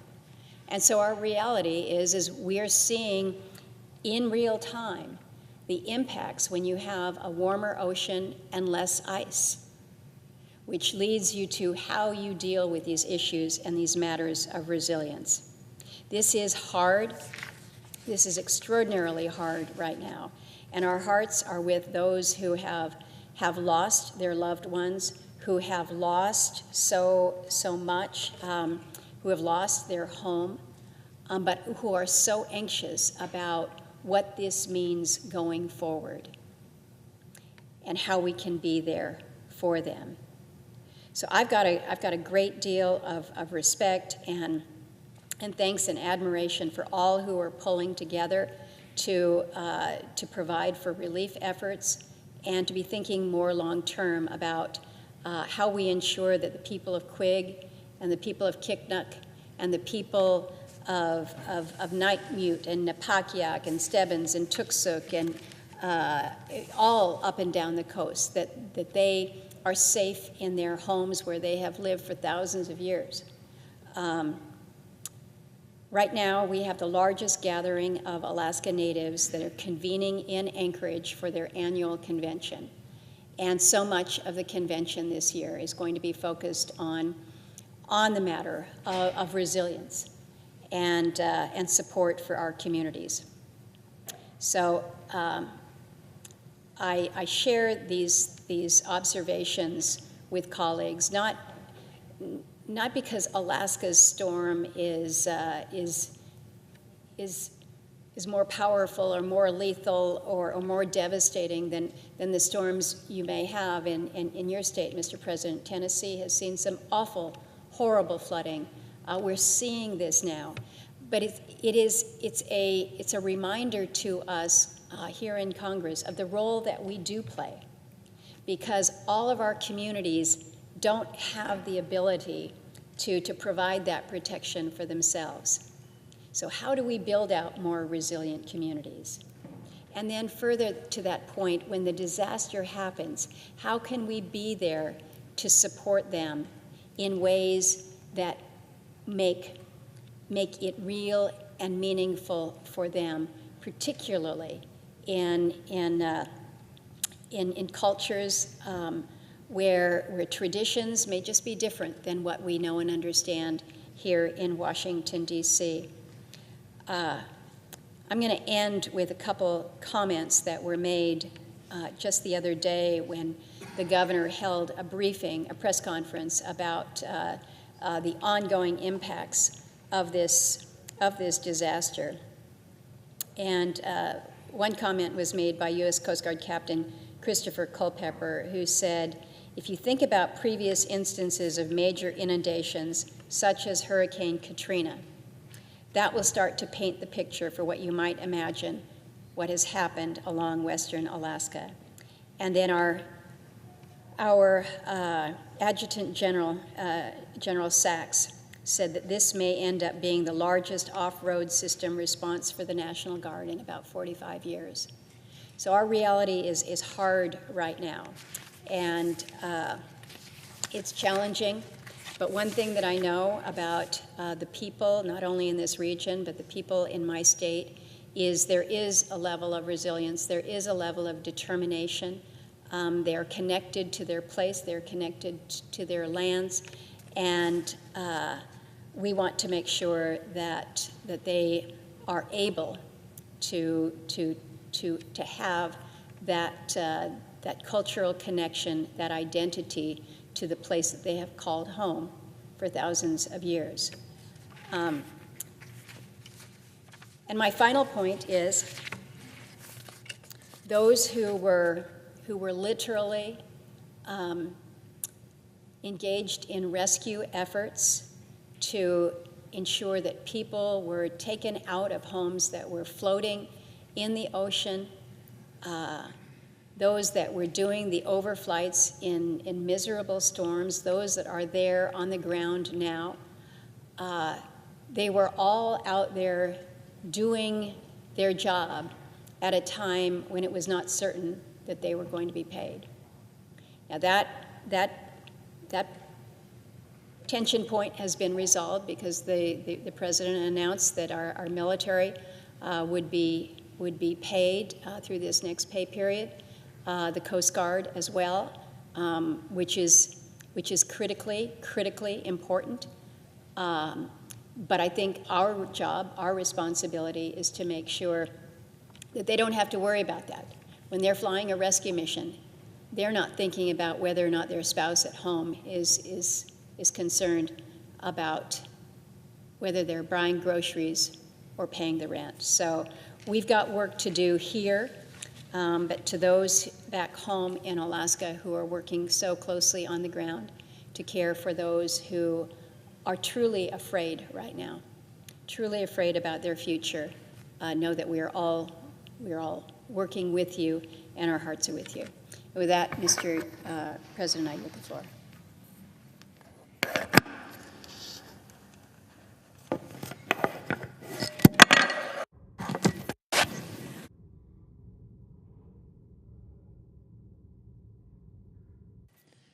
Mr. President. Senator from Michigan is recognized. Thank you, Mr. President. I rise today to talk about something that threatens nearly every American: cyber attacks. And I call on my colleagues to pass the Protecting Americans from Cyber Threats Act, a no-brainer step to defend our citizens from cyber threats. This is a very wonky law, but it has a very, very simple objective: to encourage companies, private sector companies, to report hacks to the government so that together we can prevent it from happening again. This bill extends protections defined back in 2015 that encouraged companies to report cyber attacks to the federal government. It minimizes the risks companies once faced in reporting these hacks, and in doing so, it makes us all safer. Extending these protections has never been more important. Today, cyber attacks are top of mind for Americans across the country and certainly across the political spectrum. 2 months ago, I traveled to Benton Harbor, Michigan, and Troy, Michigan, two communities to talk about national security threats and what is keeping Michiganders up at night.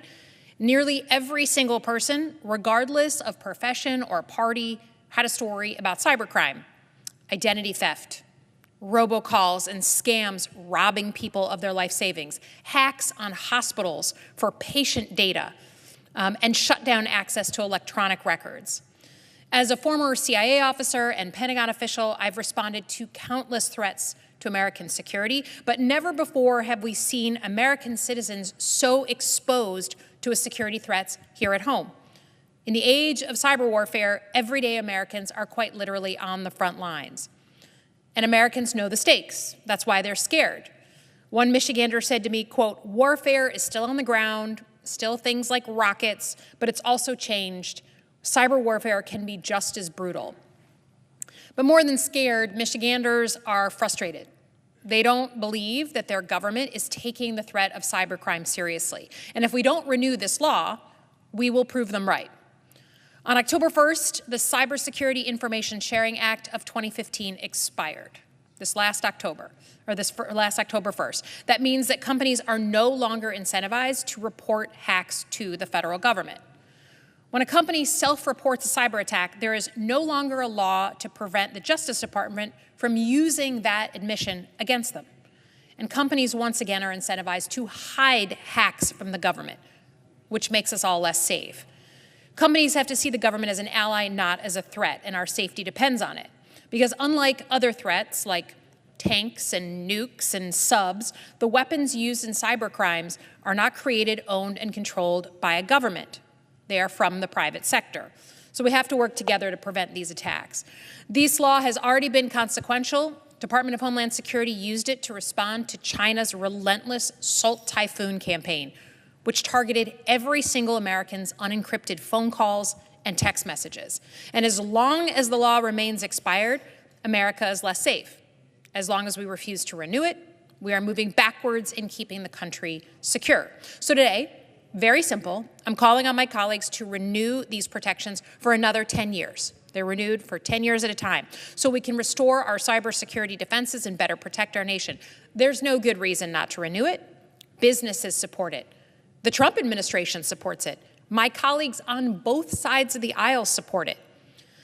I know there's a proposal out there to extend the law instead of 10 years for just 5 weeks in the House's version of the temporary funding bill.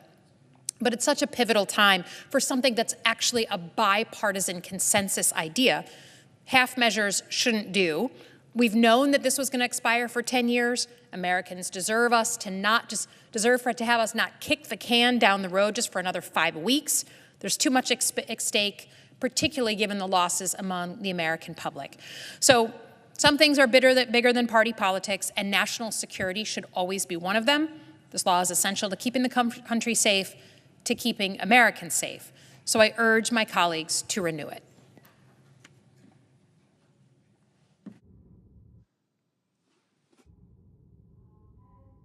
In legislative session, I ask unanimous consent that the Senate proceed to the consideration of calendar number 182 S.2983, that the Peters substitute amendment, which is at the desk, be considered and agreed to, the bill as amended be considered, read a third time and passed, and the motion to reconsider be considered, made, and laid upon the table with no intervening action or debate.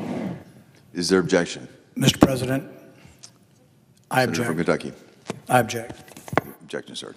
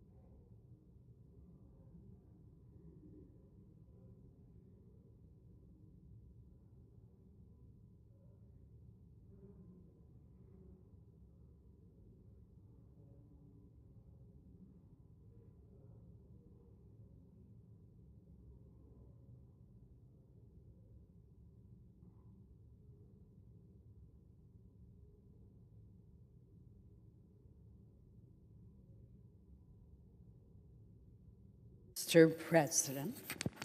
The senator from Maine is recognized. Thank you, Mr. President. Mr. President, I ask unanimous consent to speak for up to 5 minutes prior to the scheduled roll call vote. Without objection. Mr. President, further, I ask unanimous consent to waive the mandatory